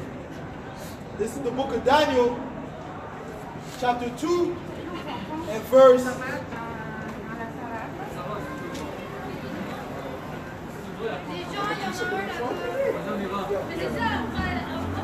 book of Daniel, chapter 2, and verse 33. His legs of iron, his feet, part of iron and part clay. Thou sawest till that a stone was cut out without hands. Right, and there was different, there was gold, there was silver, there was brass, there was iron, and then at the bottom there was clay, which represents this kingdom right here, the iron mixed with clay, because this is the Roman Empire revised. But it's partly weak and partly strong, because you have the weak nations, which are known as pigs, right, which is what, Portugal, Ireland, Greece, all right, and I think, no, Germany is strong. That's definitely strong. All right, and S is, I believe, is Spain. Okay, those are the weaker European nations that are part of that beast system. Right, so that's why it says partly strong and partly weak. All right, go ahead. It says, thou sawest till that a stone was cut out without hands, which smote the image upon his feet, that were of iron and clay. And so and where? And smote the image upon his feet. Upon his feet. Because that, like I said, you cut off the legs, that's where everything falls, man. Go ahead. That were iron and clay, and break them to pieces. Broken to pieces, right. So that represents the fall of all those kingdoms, meaning the time of the Gentiles. Because since the Babylonians, what happened to our people? Basically, we've been jumping from captivity to captivity to captivity, right? We had a period of time after the Roman Empire fell that we were ruling. That's prophecy too. Right, where Esau was not able to get up, but then he got up and we went back into captivity. All right, go ahead. It says, and break them to pieces. Then was the iron, the clay, the brass, the silver, and the gold broke into pieces together, and became like the chaff of the summer threshing floors. And the wind carried them away, that no place was found to them, and the stone that smote the image became a great mountain and filled the whole earth. It became a great mountain. Get me Isaiah the 2nd chapter. All right, because that mountain represents a great government. Okay, because our government is going to be above all other governments, starting with our Lord Yahweh Shai. Okay. This is the book of Isaiah, chapter 2, and verse 1. And it reads, the word that Isaiah the son of Amos saw concerning Judah and Jerusalem. And it shall come to pass in the last days that the mountain of the Lord's house shall be established in the top of the mountain. We heard that once that rock destroyed that image, a mountain came, a great mountain, that represents the government. That's why they have what, a summit meeting, right? What's a summit? The top of a mountain, right? The top of the mountain is known as a summit, go ahead. And shall be exalted above the hills, and all nations shall flow unto it. And many people shall go and say, come ye, and let us go up to the Let us go up to the mountain of the Lord, to the house of the power of Jacob, and he will teach us of his ways. So all these nations are going to be trying to get to Israel to learn our ways, right? So they can follow and serve our power. You see that? Go ahead. And we will walk in his path. Yep.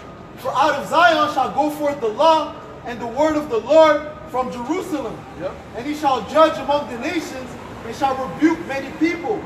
And they shall beat their swords into plowshares. We're going to rebuke the nations, right? Moab, we're going to have to tell the so-called Chinese, listen, you can't eat no rat, you can't eat no squirrel, you can't eat shrimp, you can't eat this and that. Right. You have to tell them Ishmaelites, you can't worship a rock no more. All right? You can't do such, you can't eat camel, you can't do such and such. All right? We're going to have to get all these other nations in line, all right, with our power. And it's going to be better for them. All right? Because eventually they're going to end up able to flourish in a righteous rulership.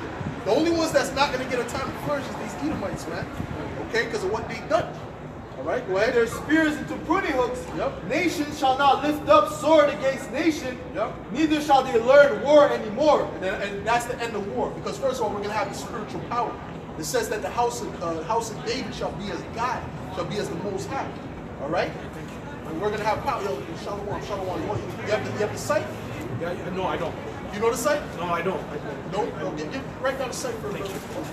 O house of Jacob, come ye and let us walk in the light of the Lord. Yeah, right. Genesis 25 and verse 27. And the boys grew, and Esau was a cunning hunter, a man of the field. But that's how these Edomites now, they love to hunt. Right? That's in their spirit. Go ahead. And Jacob was a plain man, dwelling in tents. Right. When you look up plain, it also means righteous. All right? Or straight. No? Go ahead. Verse 29. And Jacob saw pottage, and Esau came from the field, and he was faint. And Esau said to Jacob, feed me, I pray thee. Profane person. Tell me that. All right, go ahead. Feed me, I pray thee, with that same red pottage, for I am faint. Therefore was his name called Edom. Right, that's why they're right. Dealing with that red pottage.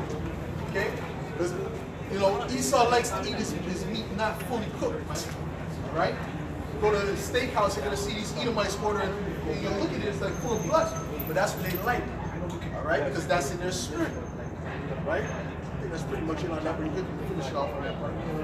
So the point says, verse 34, then Jacob gave Esau bread and pottage of lentils, and he did eat and drink and rose up and went his way. Thus Esau despised his birthright. He despised it because he's not a spiritual man. Just like Cain wasn't spiritual. Right? Cain offered up a sacrifice that was not worthy. Right? Because he didn't want to take a loss. He didn't want to take the elder. Because the flocks, that's valuable. That's more valuable. So he wanted to give the earth, the Lord, no shrubs.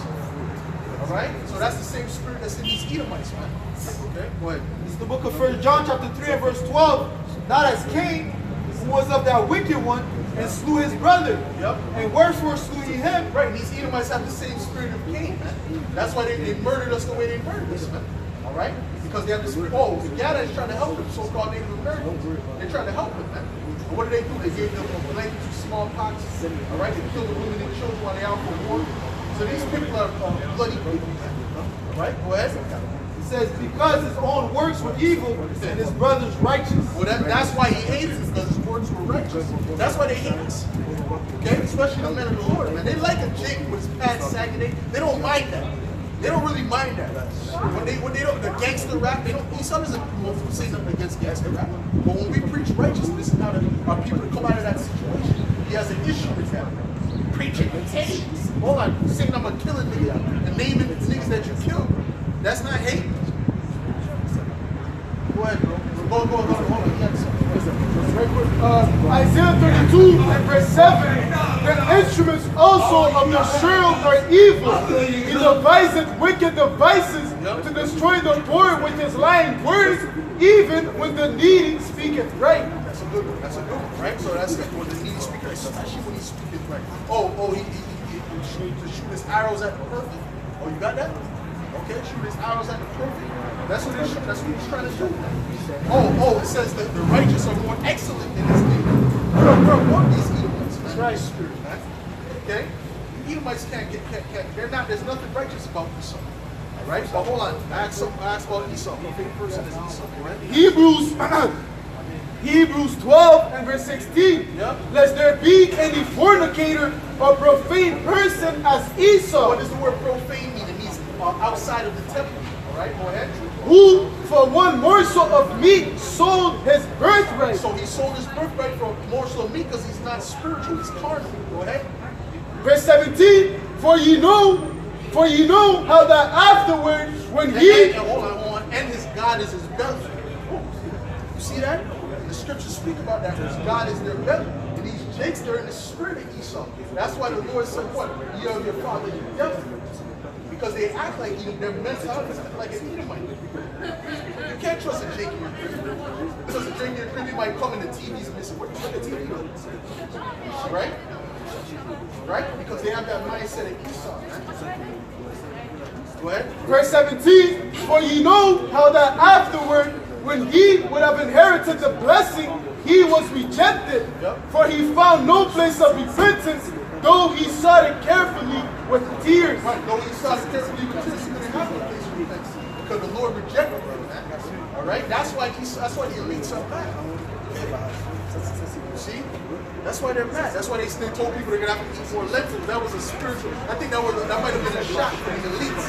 You know, and us. You know, you guys think just gonna have to eat lentils with bread. Okay? Yeah. Some of these get down like that. You do those things. You know? That's what you want. This is the book of Revelation, chapter 12 and verse 17. And the dragon was wroth with the woman and went to make war with the remnant of her seed. Right. The dragon was wroth. The dragon represented the Edomites. That red dragon. All right? Red dragon. Go ahead. Which keep the commandments of the Most High and have the testimony of Yahweh Shai HaMashiach. And have the testimony of Yahweh Shai HaMashiach. You see that? All right? Go ahead. Matter of fact, let's get the second Ezra, the 15th chapter. Just go into that. All right? It's the book of 2nd Ezra, chapter 15. Give him the site. I'm going to start the top. 15 and 1, and it reads, Behold, speak thou in the ears of my people the words of prophecy which I will put in thy mouth, saith the Lord, and cause them to be written in paper, for they are faithful and true. Fear not the imaginations against thee, let not the incredulity of them trouble thee that speak against thee. Right, let not the incredulity of meaning what they disbelieve. All right, go ahead. For all the unfaithful shall die in their unfaithfulness. Right, because what we're saying is going to come to pass, man, and it is coming to pass. All right? So regardless of what they say, it doesn't matter. All right? The scriptures set it up that way. The Lord set it up that way. Go ahead. Behold, saith the Lord, I will bring plagues upon the world, the sword, famine, death, and destruction. For wickedness had exceedingly polluted the whole earth, and their hurtful works are fulfilled. Right. So the Lord is using these devils, right, his sword, to bring forth these things. Okay? Like, they want to bring what? Order out of chaos. That's how Esau operates. He creates a situation, and then he comes with a solution. Like I'm watching that show, Snowpiercer. That's what that dude does. Right? But the main guy, that's what he does. Not the main guy, that's what they call him, the villain or whatever. That's what he does. He creates a situation. And then he pulls up, oh, yeah, see, you need me. That's what he does. That's what he does the whole movie. That's what he's doing now. There's another situation they're in right now, and all people die. He's like, oh, I guess you got to take me out of lockup. But he comes and, you know, everyone wants him back. You see what I'm saying? But that's how the elites operate. See, his mind is like the elites. He's sadistic and wicked like the elites. That's why I like that show, but really you don't really have nothing to really, you gotta kind of stomach these shows, man, because these shows always got some madness. Listen, man, you don't want this place to continue another 5 years, bro. Yeah, sure. Right? Because there's always some feminism, you know, got a princess beating up all warriors with scars on their face. I'm like, wait a minute, how the fuck did she do that? Because they're pushing their propaganda. Oh, I'm telling you, brother. That's why I had to stop watching The Witcher, man, because that was too much. Like, when he started training, I see him at the end, he was training the princess. Oh, bullshit. No, bullshit.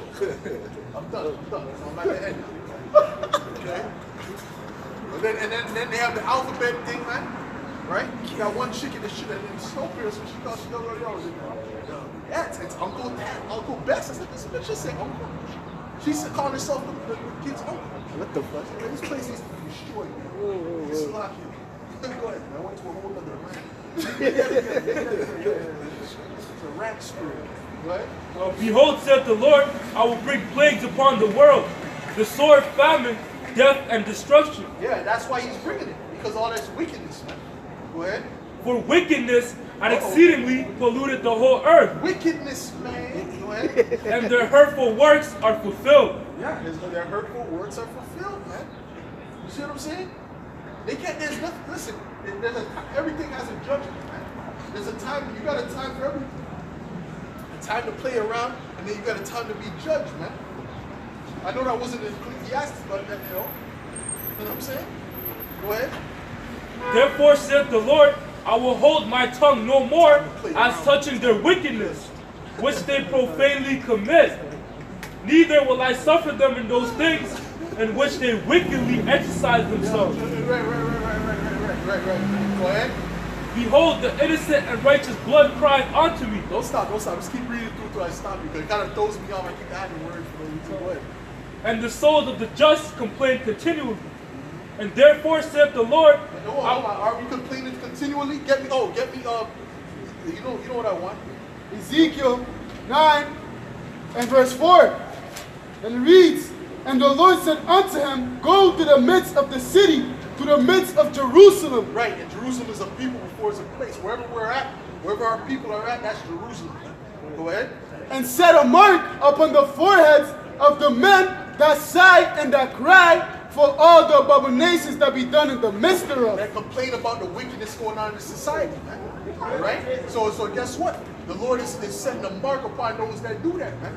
You see? Read that part again. We'll come back to Ezekiel 9. Read that part again. behold, the innocent and righteous blood crieth unto me, and the souls of the just complain continually. The souls of the just, the ones that are righteous, man, in the sight of Yahweh Shem Yahweh Shai, they complain continually to the Lord, man. You see? Go ahead. And there, everyone be on alert. Go ahead. and therefore said the Lord, I will surely avenge them and receive unto me all the innocent blood from among them. All the innocent blood, man, because there's been a lot of innocent blood shed, especially of our people, man. Okay, go ahead. Behold, my people is led as a flock to the slaughter. I will not suffer them now to dwell in the land of Egypt, but I will bring them with the mighty hand and the stretched out arm and smite Egypt with plagues as before, and will destroy all the land thereof. Egypt shall mourn, and the what land is going to be destroyed completely? America.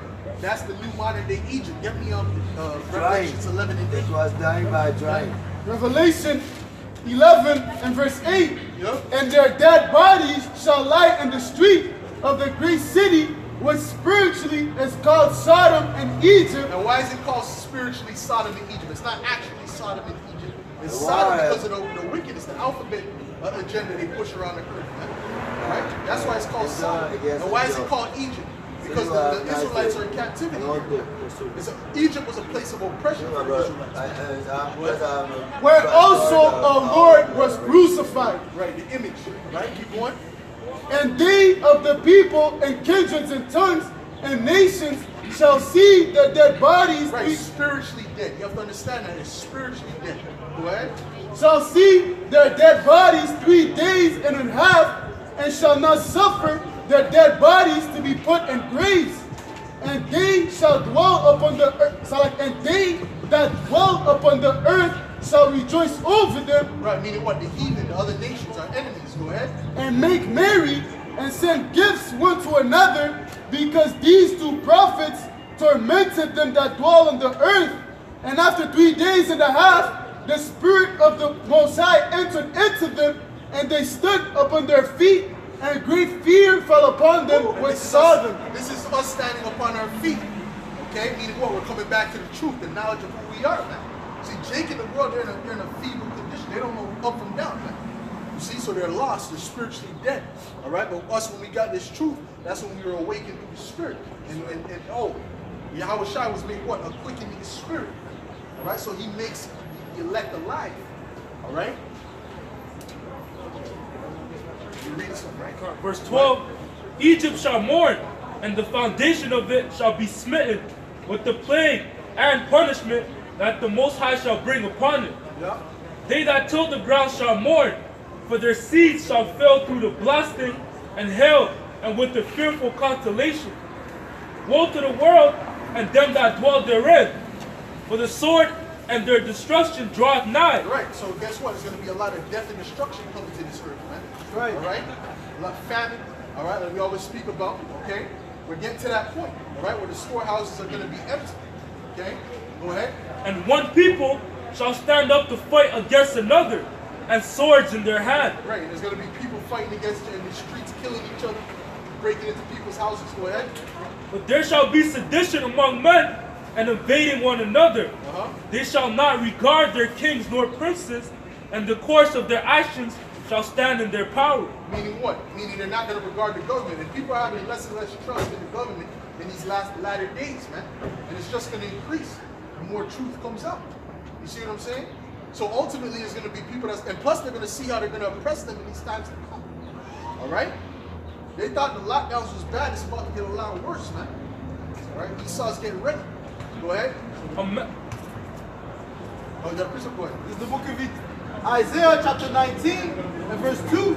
And I will set the Egyptians against the Egyptians, and they shall fight everyone against his brother, and everyone against his neighbor, city against city, and kingdom against kingdom. That's civil war right there.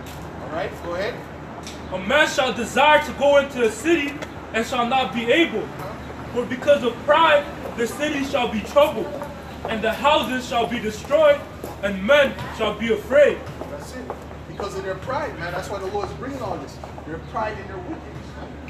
Oh, don't they have pride parades? So these people are demons, man. Okay, so the Lord's going to come on. The Lord got them, man. All right, go ahead.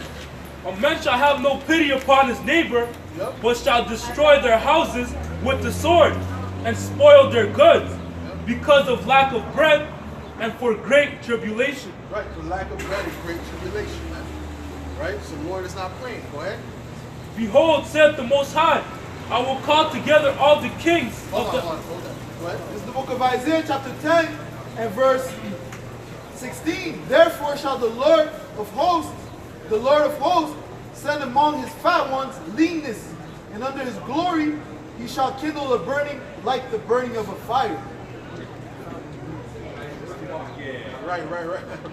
Right, I said upon the fat ones leanness. That's right. That's right.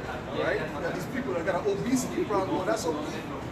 You're going to lose a lot of weight in that day. You're going to do the P99100. Right? Yeah. Like we seen that the kids we seen, ribs was touching.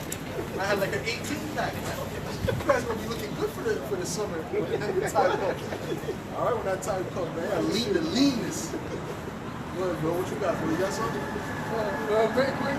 This is 2nd Ezra 8 and verse 50. For many great miseries shall be done to them, and their latter time shall dwell in the world, because they have walked in great pride. Well, that's it, man. So the Lord is going to surely reward your pride, man. Judge you. The book of Revelation chapter 12 and verse 12. Therefore rejoice, ye heavens, and ye that dwell in them. Woe Ezekiel the 4th chapter. to the inhabitants of the earth and of the sea, for the devil is come down unto you, having great wrath. Who's the devil? These Edomites, man. Starting with their elites is speaking about. Go ahead. Because he knoweth that he has but a short time. Right, they know they have a short time to rule, so now they're trying to establish their new world order, man. All right, go ahead. Okay, yes, The book of Isaiah chapter 10 and verse 15. Shall the axe boast itself against him that heweth therewith? Or shall the saw magnify itself against him that shaketh it? As if the rod should shake itself against them that lift it up, or as if the staff shall lift up itself as if it were no wood. Right. Yeah, well, that's Esau. Okay, because Esau's full of pride, man. You see what I'm saying? He's boasting himself against his maker. You know? Right? So the pot shall the potter say to him that made her, why hast thou made me thus? That's what Esau is doing, man. Okay? But the Lord is going to reward that pride. That's some else. Ezekiel 21 and verse 8. Again, the word of the Lord came unto me, saying, Son of man, prophesy and see. Thus said the Lord, see, a sword a sword is sharpened and also furbished.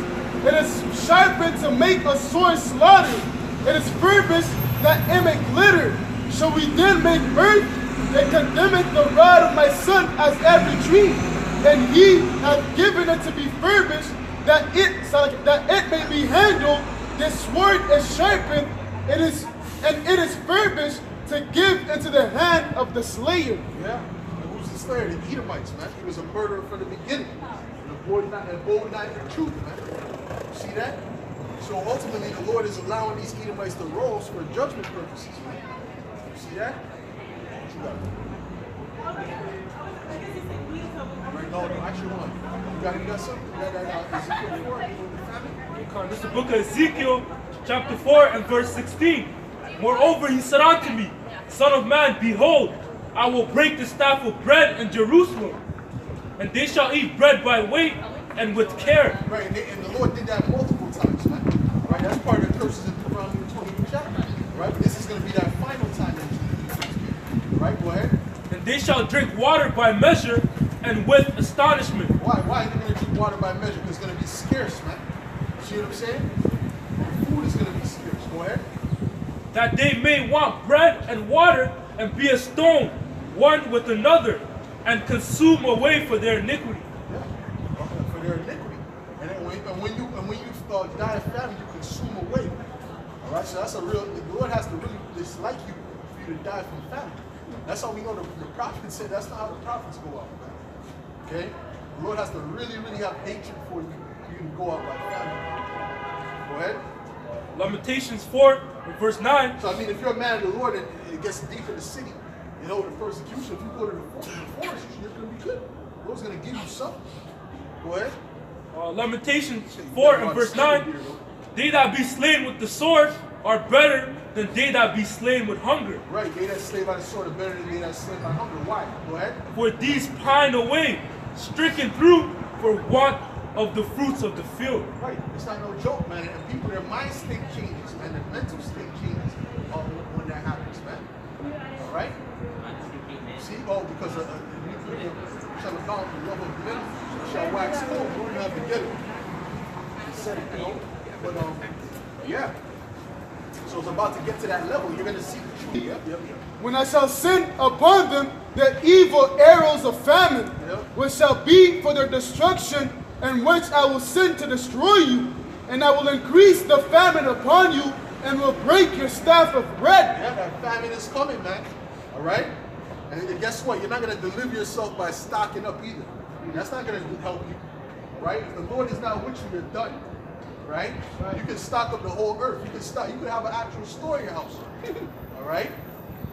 You could own a grocery store. What's going to happen? Where are the people going to go? They're going to go loot your store. They're going to loot your house. That's just what it's going to be. Okay? Go ahead. Verse 17. So will I send upon you famine and evil beasts, and they shall bereave thee, and pestilence and blood shall pass through thee, and I will bring the sword upon thee. I, the Lord, have spoken it. That's it. Right? That's it. So 2 Ezra 16 and 22. For many of them that dwell upon earth shall perish of famine, and the other that escape the hunger shall the sword destroy. That's that. You lean on your hands with serpent bit you. You ran, you know. Get me that. You see, you're not going to be able to escape. The judgment is here. Right? The judgment is coming. Right? This is the book of Amos, chapter 5, and verse 17. Oh, give me Jeremiah 30 and 17. Amos 5 and 18. Woe unto you that desire the day of the Lord. To what end is it for you? Yep. The day of the Lord is darkness and not light. As if a man did flee from a lion, and a bear met him, or went into the house and leaned his hand on the wall, and a serpent bit him. Right, so in other words, you're not going to be able to escape, man. It's going to be just darkness. Like like in the cartoons, they have a dark cloud following them, right? That's what it's going to be like, man. A dark cloud's going to be following you, man. Guess what? There's going to be it's going to be like a chariot following us, man. You see that? Go ahead.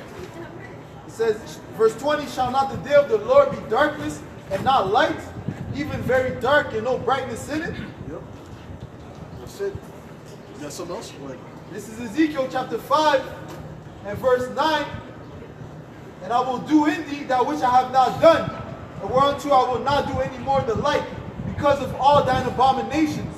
Therefore the fathers shall eat the sons in the midst of thee, and the sons shall eat their fathers. That's what's going to happen, man. That's going back to what? Cannibalism. That's how bad it's going to get out here. That people are actually going to resort to cannibalism. Okay? Oh, we keep playing around, man. The Lord's not joking, man. Right? When he brings that judgment, they're going to know what's up. All that pride is going to go right out the window. Man. That's why you got to laugh at these people when they have that pride. Because so quickly can the Lord bring down that pride. The Lord can have somebody bring that pride down in 30 minutes. In 2 minutes. Okay? You're driving, and then boom, you hit something, and you're a paraplegic, man. Where's the pride now? You see what I'm saying? So the Lord is about to do away with all that pride, man. Go ahead.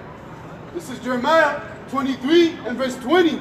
The anger of the Lord shall not return until he hath executed, until he hath performed the thoughts of his heart, and the latter days ye shall consider it perfectly. Right. You're gonna consider, oh, then shall they know? Read that. This is Ezekiel 33 and verse 33.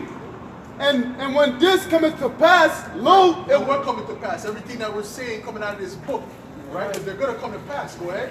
And lo, it will come. Then shall they know that a prophet hath been among them. And that's when they're going to realize, yo, these were the prophets, man.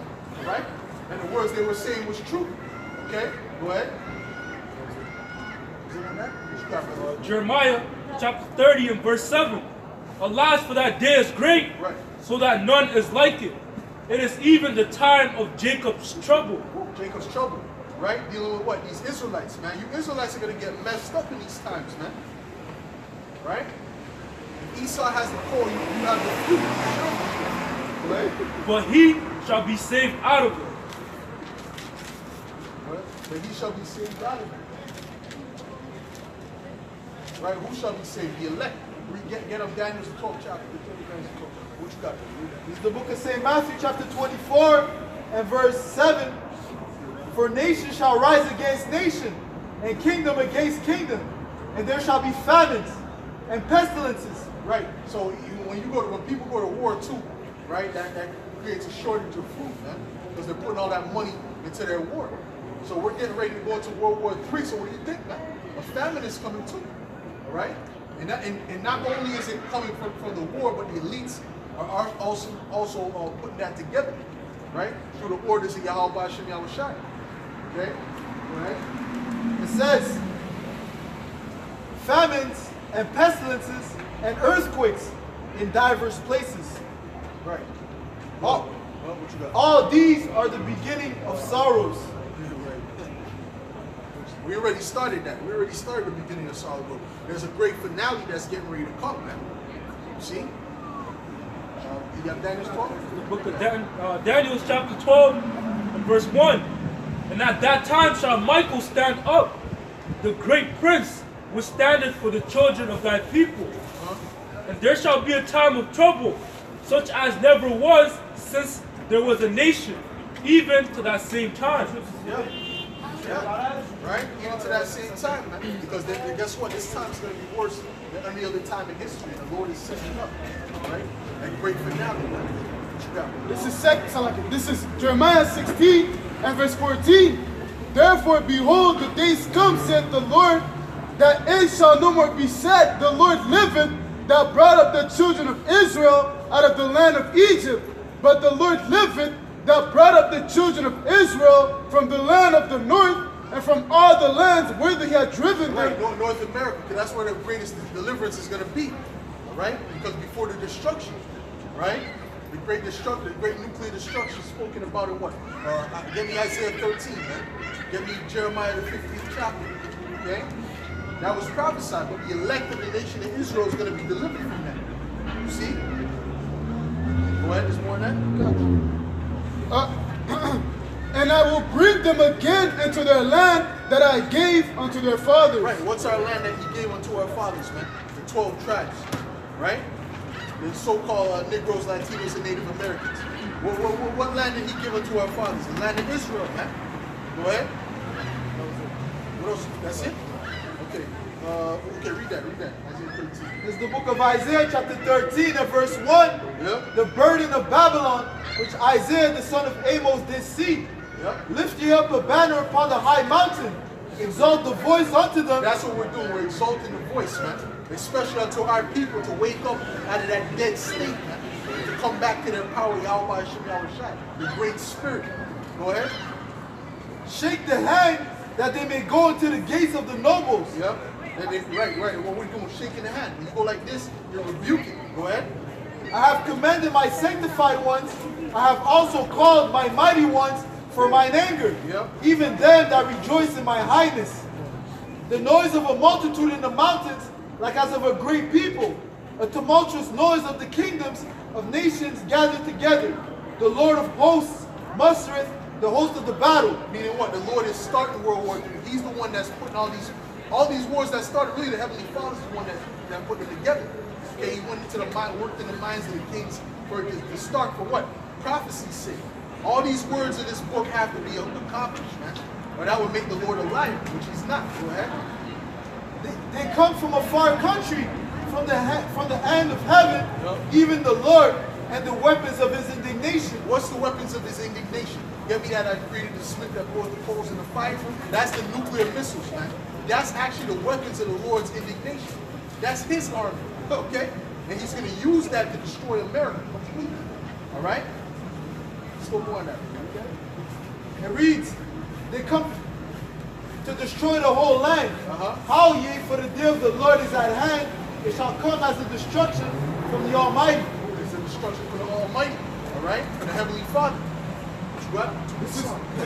This is Jeremiah 50 and verse 25. The Lord hath opened his armory, and he had brought. Let me read that again. Jeremiah 50 and verse 25. The Lord hath opened his armory. He hath brought forth the weapons of his indignation. The weapons of his indignation are those nuclear missiles, man. Go ahead. For this is the word of the Lord of hosts and the land of the Chaldees. Right, but talk about the land of the Chaldees representing Babylon. Okay, Chaldea was in Babylon. The new Babylon is what? Babylon the Great is what? America. Which shall make her land desolate. What's that nation? That's speaking of Russia. Okay, because this is speaking really about the modern day Babylon. There's certain keys in this chapter that tells you it's not speaking about ancient Babylon. Okay? Although Jeremiah said certain things that pertain to ancient Babylon, or there's certain things that pertain to ancient Babylon that actually pertain to this Babylon. All right? They actually worship those gods, and the elites, they worship those gods and make sacrifices to those gods, man. Go ahead. And none shall dwell therein. They shall remove, they shall depart, both man and beast. And those days and at that time, saith the Lord, the children of Israel shall come, they and the children of Judah together, going and weeping. They shall go and seek the Lord their power. The children of Judah and the children of Israel shall go and seek the Lord their power. That's what we're doing right now. All right? This is all spiritual what's happening, man. That's right. And Esau can't stop the spirit, man. Go ahead. Verse 5, they shall ask the way to Zion with their faces thitherward, saying, come and let us join ourselves to the Lord in a perpetual covenant that shall not be forgotten. My people have been lost sheep. Their shepherds have caused them to go astray. They have turned them away on the mountains. They have gone from mountain to hill. They have forgotten their resting place. All that found them hath devoured them, and their adversaries said, we offend not, because they have sinned against the Lord, the habitation of justice. So see, guess what? Every time we sinned against the Lord, the enemies knew that they could take us down. You see, but once we're with our power, because the time that we're coming back to our power now, right? So the elect is with the power.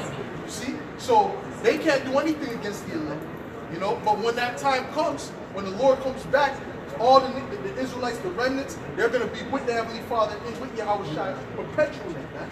So these nations will never be able to take us down, man. We're going to have our foot on their neck perpetually, man. You see? But guess what's going to be good for them? Because they're going to learn the ways of righteousness. All right? And they're going to get to live in a just society, man. A righteous and just society. It's not going to be like this place. right? You got to pay $1 million, more than half of your money in taxes, man. You can't even, you don't own nothing. If you're living in an apartment, you don't own anything. You're below the poverty line. They tell you you're above it, no, you're below the poverty line. If you don't actually own your home, all right, and actually own cattle and things like that, you're really below the poverty line. You're living on a street. Anything can happen and don't shoot. You're on the streets. Go ahead.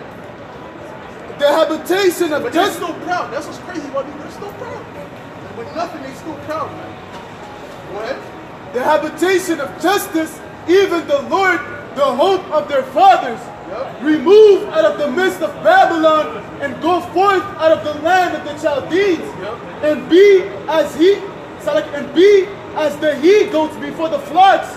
For lo, I will raise and cause to come up against Babylon an assembly of great nations from the north country. Right, that's the Russians, man. All right, and then guess what? They're going to be with an assembly. They're going to be with their allies. Man. And by the way, the allies of America are turning on them. And that all goes back to biblical prophecy, man. Oh, the Saudi Arabia just made a spoof of Joe Biden. It was an accurate spoof, too. It's actually pretty funny, man. Okay? He needed help to find where he was at. Well, that just happened just in the last press conference, man. He was looking, he walked this way, he looked, he just shit. He's shaking an invisible man's hand. And then he looked back this way. And then he looked back this way, and the people are just looking at him like, yo, bro, exit stage left. Oh, man. You know? And who knows where he went, man? Who knows where he went? Y'all know it. And they shall set themselves in array against her. From thence she shall be taken. Their arrows shall be as of a mighty expert man. None shall return in vain. Right. Meaning what? Those are the speaking about the nuclear missiles, man. None are going to return in vain. They're all going to hit their target, man. Oh, none shall break their rank. Okay? You know, you have an army marching, right? They're marching in order, man. And none of them are going to break their rank. Go ahead. Verse 10, and Chaldea shall be a spoil, and so like all that spoil her shall be satisfied, saith the Lord, because ye were glad, because ye rejoice, O ye destroyers of mine heritage, because ye are grown fat as the heifer at grass, and bellow as bulls. Your mother shall be sore confounded, she that bare you shall be ashamed. Who bear America? That's speaking about Great Britain, right? Even they're going to be ashamed of her, man. You see what I'm saying? Go ahead. Get me that to dealing with the beast shall hate the Lord. Behold, the hindermost of the nations shall be a wilderness, a dry land. What's the hindermost of the nations? The other part of, in other words, the other part of the earth. This was written in the Eastern Hemisphere. This is the other part of the earth. But it's speaking of America specifically, man. That's Babylon the Great. It's going to be what? A wilderness, man. I mean, it's going to be destroyed. All right, go ahead. Read that again. Come. Behold, verse 12, Jeremiah 50 and 12. Your mother shall be sore confounded. She that bare you shall be ashamed. Behold, the hindermost of the nations shall be a wilderness, a dry land, and a desert. It's going to be a desert. Okay, America was once a paradise, but the Lord is going to turn it to a desert because it's going to be completely destroyed. Okay, that's what it means, man. All right, because back then, where were they at? They were at the Eastern Hemisphere. The hindermost is what? Is America, man. Go ahead.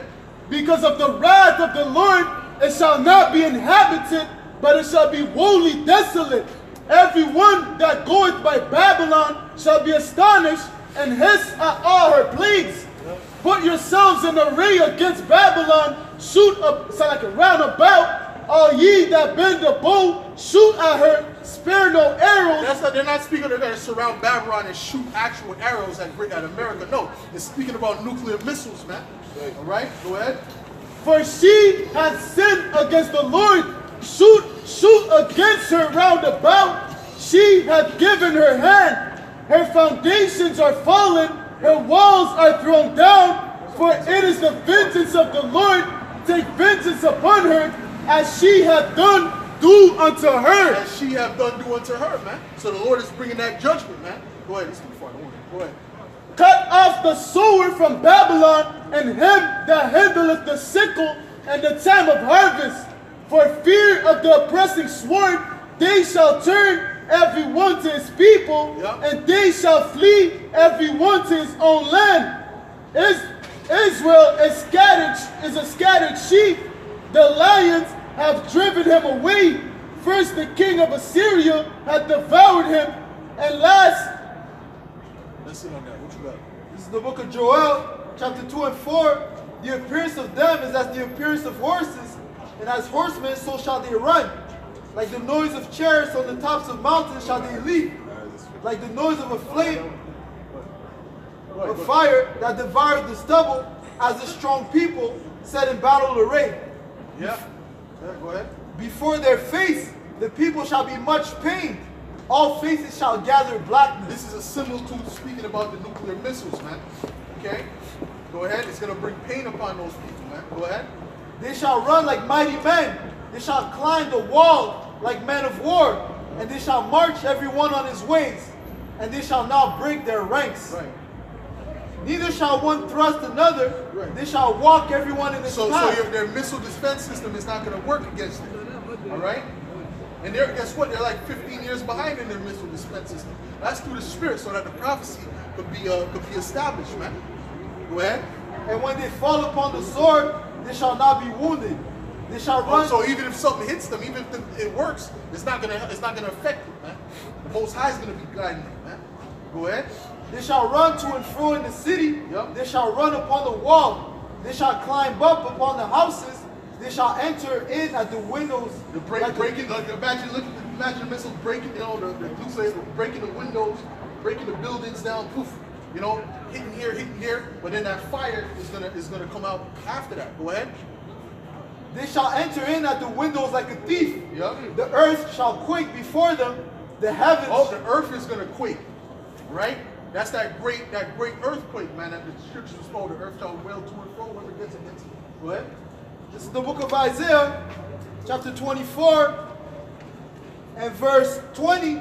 The earth shall reel to and fro like a drunkard, and shall be removed like a cottage, and the transgression thereof shall be heavy upon it. So the earth, the whole planet is going to wave to and fro like a drunkard, man. Right? So the elect can't be on the earth, period, at that time.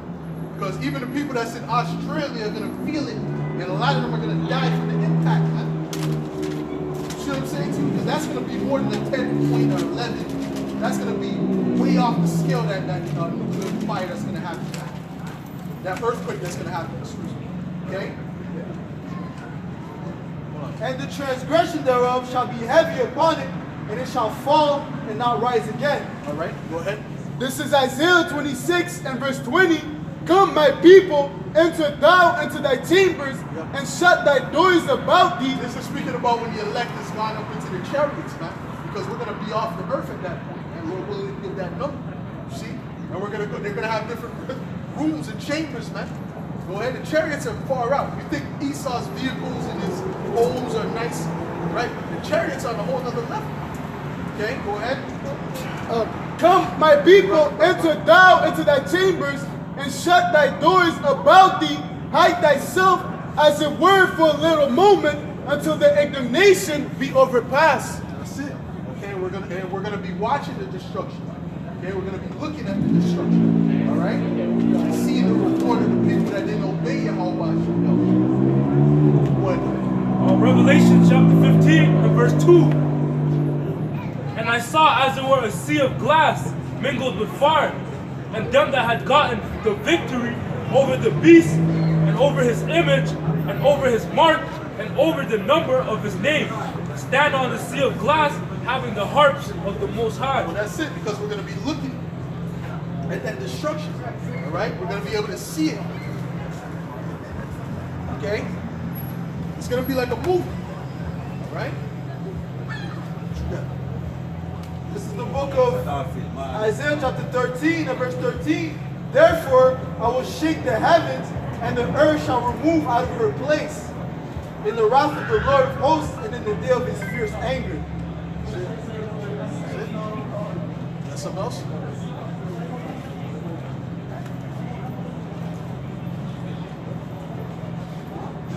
of Haggai, chapter 2, and verse 6. For thus saith the Lord of hosts, yet once it is a little while, and I will shake the heavens and the earth and the sea and the dry land. And I will shake all nations, and the desire of all nations shall come, and I will fill this house with glory, said the Lord of hosts.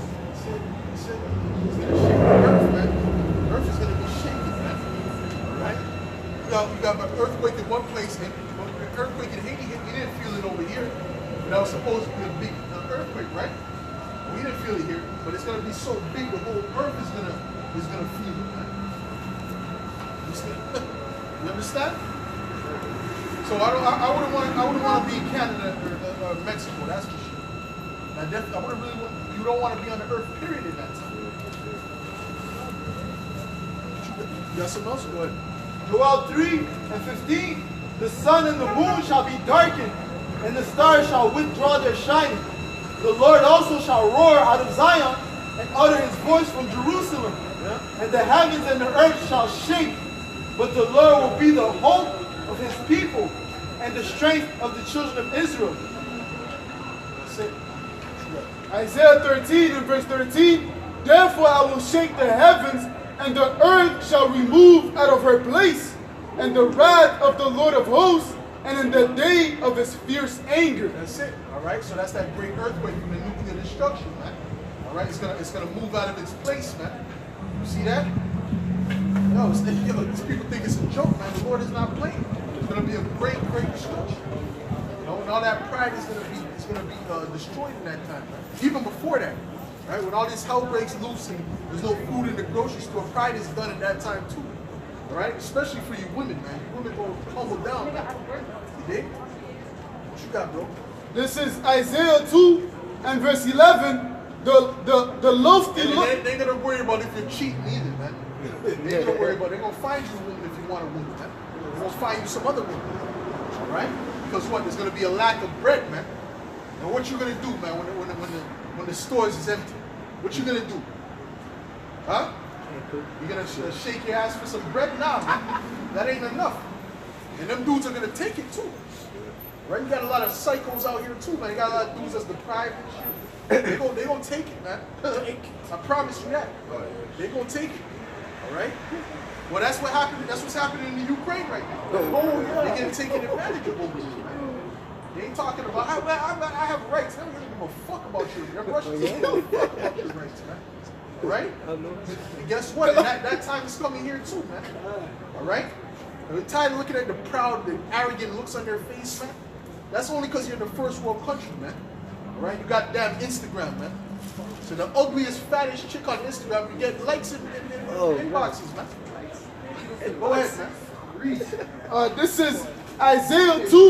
You know, the East Indians, man. Dudes are spamming up the college word. I like sexy time. Good. Go ahead. Isaiah 2. Anything y'all Isaiah 2 and verse 11. The lofty looks of man shall be humbled, and the haughtiness of man shall be bowed So the down. lofty looks of man is going to be humbled, man. So what's going to happen to the woman? You see? Go ahead. And the haughtiness of man shall be bowed down, and the Lord alone shall be exalted of that day. And the Lord, Yahweh Hashem Yahushai, is going to be exalted in that day. You see what I'm saying? Because who are his men going to be praising? Who are we going to be praising, man? Yahweh Hashem Yahushai, man. You see what I'm saying? So through us, he will be exalted, man. Go ahead. For the day of the Lord of hosts shall be upon every one that is proud and lofty, and upon every one that is lifted up, and he shall be brought low. And we can't wait, man. All right? What you got? This is 2nd Ezra, chapter 16 and verse 33. The virgin shall mourn, having no bridegrooms. The woman shall mourn, having no husbands. Why are they going to mourn? Because first of all, there's going to be few men left. But secondly, you're going to need a man to protect you in that day, man. That's the time we're coming to, man. So that's what reality is going to... Listen, time is on our side anyway. That's right. Right? Reality is going to hit eventually, man. Like the elder Yashwamba says, nature's gonna take its course, man. What the fuck you talking about? All this fake nonsense. Yo, this is gonna be knocked up, man. You go try, go try to. I don't suggest any man. This at the end of the time of hollering at women. That's done. No. Right? The pride at the level that they're on now with Instagram and shit. Don't even holler at them. Bro. Let them do their thing. You don't holler now. God, even you can holler at the fattest, ugliest yo. Right? I mean, don't do that, but I'm saying, like, you don't go for fat, but I'm saying. Like, that's how it is now. Go ahead. It says, their daughters shall mourn, having no helpers. In the war shall their bridegrooms be destroyed, and their husbands shall perish of famine. Right, because when the war is coming, so there's going to be a draft. All right, there's going to be a world draft because there's going to be a world war. You see that? And these Canadians don't want to fight. The average Canadian don't want to fight. The average American don't want to fight. I can record. Huh? I can record it. You can record the voice or the images, but not us. Because we don't know you like that yet. Oh, all right. No, but you can record the voice if you want. It's because I follow those things like on my TikTok, everything. You know, that's why. You see those things on your TikTok? Yeah, everything. Yeah, we'll give you the YouTube. We'll have the brother get that YouTube page if anything, brother. All right, so that way you can look it up for yourself, you know. But it's not personal, you know. It's not personal, brother. All right, go ahead, read. This is the book of Isaiah. He's gonna write it for you. Oh, he's gonna write it? Okay, cool. Yeah. You don't want to write it on my phone? Yeah, the book of Isaiah, chapter 13 and verse 16. Their children also shall be dashed to pieces before their eyes. Their houses shall be spoiled, and their wives ravished. That's what's gonna happen, man. Right? People are gonna be breaking into houses. It's not gonna be no chivalry. Ain't gonna be no kindness in that time. Oh, get me that? Iniquity shall abound. See? So we're coming to that time. So what are they going to need? They're going to need a real man in that game. See? We're going to be taking numbers, man. Taking numbers and we'll get back to you. You feel me? Don't call me. Don't call us. We'll call you. That's the spirit we're going to be in that time, man. Go ahead, brother. Read that. St. Matthew 24 and verse 12. Yes. And because iniquity shall abound, the love of many shall wax cold. Because iniquity shall abound, the love of many shall wax cold. So these people are going to get real cold out here. The true nature of these people are going to come out, man. Whenever there's a crisis, go look at the things that was happening amongst the people, man. You're going to see, whoa. Yo, you might thought that neighborhood was nice and friendly at one point. You'll hear about people killing their neighbors and stealing this, and you know what I'm saying? Cannibalism. You understand? Oh, like this, I believe it was a soccer team or a rugby team. The plane crashed. What were they doing? They resorted to cannibalism, man. All right? And that was quick. They resorted quick. There wasn't no time. It didn't take no time. We looked around and didn't see no gears to take over. You know what I'm saying? This is what it is. Go ahead, brother. 2 Ezra 16, verse 23. And the dead shall be cast out as dung, and there shall be no man to comfort them. For the earth shall be wasted, and the cities shall be cast down. Right. They shall be casted out as dung, and there shall be no one to comfort them, man. Right? All right? You know what I'm saying? Go ahead. Yo, and I want to say this, brother. I know you see this on TikTok, but this is serious business. You know what I'm saying? The Lord is coming to destroy a lot of people in this time. All right? And even now, there's going to be a famine and all these things that was prophesied in the earth. It's already started. But no. You're going to see soon, though. It's going to resort to cannibalism. Even here. You see what I'm saying to you? So, what we're saying is a very serious message. I know a lot of people take things for a joke, but the scriptures say, woe to them that laugh now, because they shall moan and weep. I'm not saying you are. I'm saying I don't say general. you say that. You know? I'm just saying in general, you know? Go ahead. This is 2 Ezra 6 and verse 24. Yep. At that time shall friends fight. At that time shall friends fight one against another like enemies. The friends shall fight as enemies. So you might have thought someone's your best friend, but when they don't got the formula for their children, and there's a shortage on baby formula, right? And these women over the day feeding their babies, and the babies don't want the milk because it's screwed. They're tasting the milk. All right? So soon they're gonna, if they have to feed their child, they have to choose between you and their child. What are they gonna do? You're gonna see, man. Go ahead. And the earth shall stand in fear with those that dwell therein. The springs of the fountains shall stand still, and 3 hours they shall not run. It's gonna be a serious time, man. All right? So it's going to be a very serious time. I can see when something really starts popping off, man. I can see the multitude gathering, man. I see a lot of people pulling up, getting the notes. But that's them seeds being planted, man. Calling y'all by Shimon Shai. So let's hear it. What? This is the book of Ezekiel, chapter 12. Right there, that sweet smell, brother. I was smelling that sweet smell you were burning. I was about to. What? This is the book of Ezekiel, chapter 12, and verse 19. And say unto the people of the land, thus saith the Lord, power of the inhabitants of Jerusalem, Yahweh Bashim Yahushai, and of the land of Israel. They shall eat their bread with carefulness, and drink their water with astonishment, that her land may be desolate from all that is therein, because of the violence of all them that dwell therein. And the cities that are inhabited shall be laid waste, and the land shall be desolate, and ye shall know that I am the Lord. That's it. That's it, man. So the Lord's going to bring down great tribulation on these people. But get me Isaiah 65 real quick. And the word of the Lord came unto me, saying, Son of man, what is that proverb that ye have in the land of Israel, saying, the days are prolonged, and every vision faileth? Tell them therefore, thus saith the Lord, Yahweh Ba'ashem Yahushai, I will make this proverb to cease, and they shall no more use it as a proverb in Israel. But say unto them, the days are at hand, and the effect of every vision. For there shall be no more any vain vision.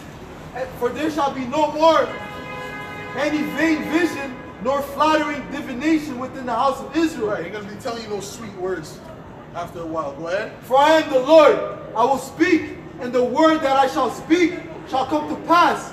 It shall be no more prolonged. For in your days, O rebellious house, I will say the word and will perform it, said the Lord, Yahweh Ba'ashem Yahushai. Yeah, man, the Lord is making moves, man. The Lord is making moves on the earth, man. This is the year of the turn up, don't forget. All right? So the Lord is making some major moves in the earth. Okay, and the more the Lord makes these moves against the people, the closer we are to the end, the closer we are to our kingdom, man. All right? You got something? You got Isaiah 65? Right. Isaiah 65 and verse 12. Therefore will I number you to the sword, and ye shall all bow down to the slaughter. Because when I called, ye did not answer. When I spake, ye did not hear. But did evil before mine eyes, and did choose that wherein I delighted not. Therefore, thus saith the Lord power, behold, my servants shall eat, but ye shall be hungry. Behold, my servants shall drink, but ye shall be thirsty. Behold, my servants shall rejoice, but ye shall be ashamed. That's it. So we're going to eat, we're going to drink, we're going to be rejoicing while they're catching hell out here, man. While they're going through it. All right? Because we followed Yahweh Shem Yahushai. We warned them. All right? But they didn't take heed to it, man. All right? So they're going to get what they get. All right? Go ahead. Behold, my servants shall... That's why Jake taking things as a joke, TikTok, and this nonsense. I see that tick like this ain't entertainment, bro. There's going to be a time you're going to be looking for it. All right? Go ahead. Behold, my servants shall sing for joy of heart, but ye shall cry for sorrow of heart. That's it. That's when the roles are going to reverse. All right? You see, now the people were living it up for a time, but then now the Lord is putting an end to that. Okay? And everything that we're saying is coming to pass, man. Through the spirit of power, Yahweh Shem Yahushai, that he had written. Go ahead. And shall howl for vexation of spirit. Howl for vexation of spirit. All right? What you got, brother? Isaiah 36 and 6. Lo, thou trusted in the staff of this broken reed on Egypt. Right on, if a man lean, it will go into his hand and press it. So is Pharaoh, king of Egypt, to all trust in him. Trust in him, right? Right. So if you trust in this system, you trust in these Edomites, guess what? It's going to stab you in the back. Right. Okay? It's going to literally pierce in your hand with what? That MOTV. Okay? So you don't want to play that game. You got something to play? No? You got anything right now? Continue to what you got? This is Ezekiel 33 and verse 30. Also, thou son of man, the children of thy people still are talking against thee by the walls and at the doors of the houses, and speak one to another, every one to his house, saying, Come, I pray you, and hear what is the word that cometh forth from the Lord. And they come unto thee as the people cometh, and they sit before thee as my people. And they hear thy words, but they will not do them. No, they're not going to do them, man. So they hear it as entertainment, but guess what? When it comes to pass, that's when they're going to want to get right. Right? Go ahead. For with their mouth they show much love, but with their heart, but their heart goeth after their covetousness. In other words, their God is their belly, man. They do what they want to do. Go ahead. And lo, thou art unto them as a very lovely song, as one that hath a pleasant voice, and can play well on an instrument. Right. For they hear thy words, but they do them not. Right. Right. It's like the man said, like, which I don't know, I'm not saying it particularly, but they be in that spirit. I see this on TikTok. They be in that spirit. This ain't no TikTok thing. This is a real serious business, man. This is Yahweh Shem Yahushai speaking to his men. All right? What you got, brother? This is the book of Ezekiel, chapter 2, and verse 9. And when I looked, behold, an hand was sent unto me, and lo, a robe and of a book was therein. And he spread it within before me, and it was written within and without. And there was written therein lamentations and mourning and woe. No. Money, rabbits, and love and kiss. He said it already, man. But anyways, with that, you got something else? Go ahead, brother. Go ahead. This is the book of Jeremiah, chapter 28 and verse 8. The prophets that have been before me and before thee of old prophesied both against many countries and against great kingdoms, of war and of evil and of pestilence. And that's what the prophets were all about, man. That's what the prophets were all about. War, evil, and pestilence, man. They're speaking of destruction into existence. Right? You got something else, Ak? No? All right, so with that, I want to give all praises, glory, and honor to Yahweh, Ba'ashem, Yahushai, Ba'ashem, U'Chakodash. Double honors to the apostle, elders, and great millstone. Salutations, much love and respect to you, Akim, out there pushing this word out in truth and sincerity. Shalom. Shalom. All right.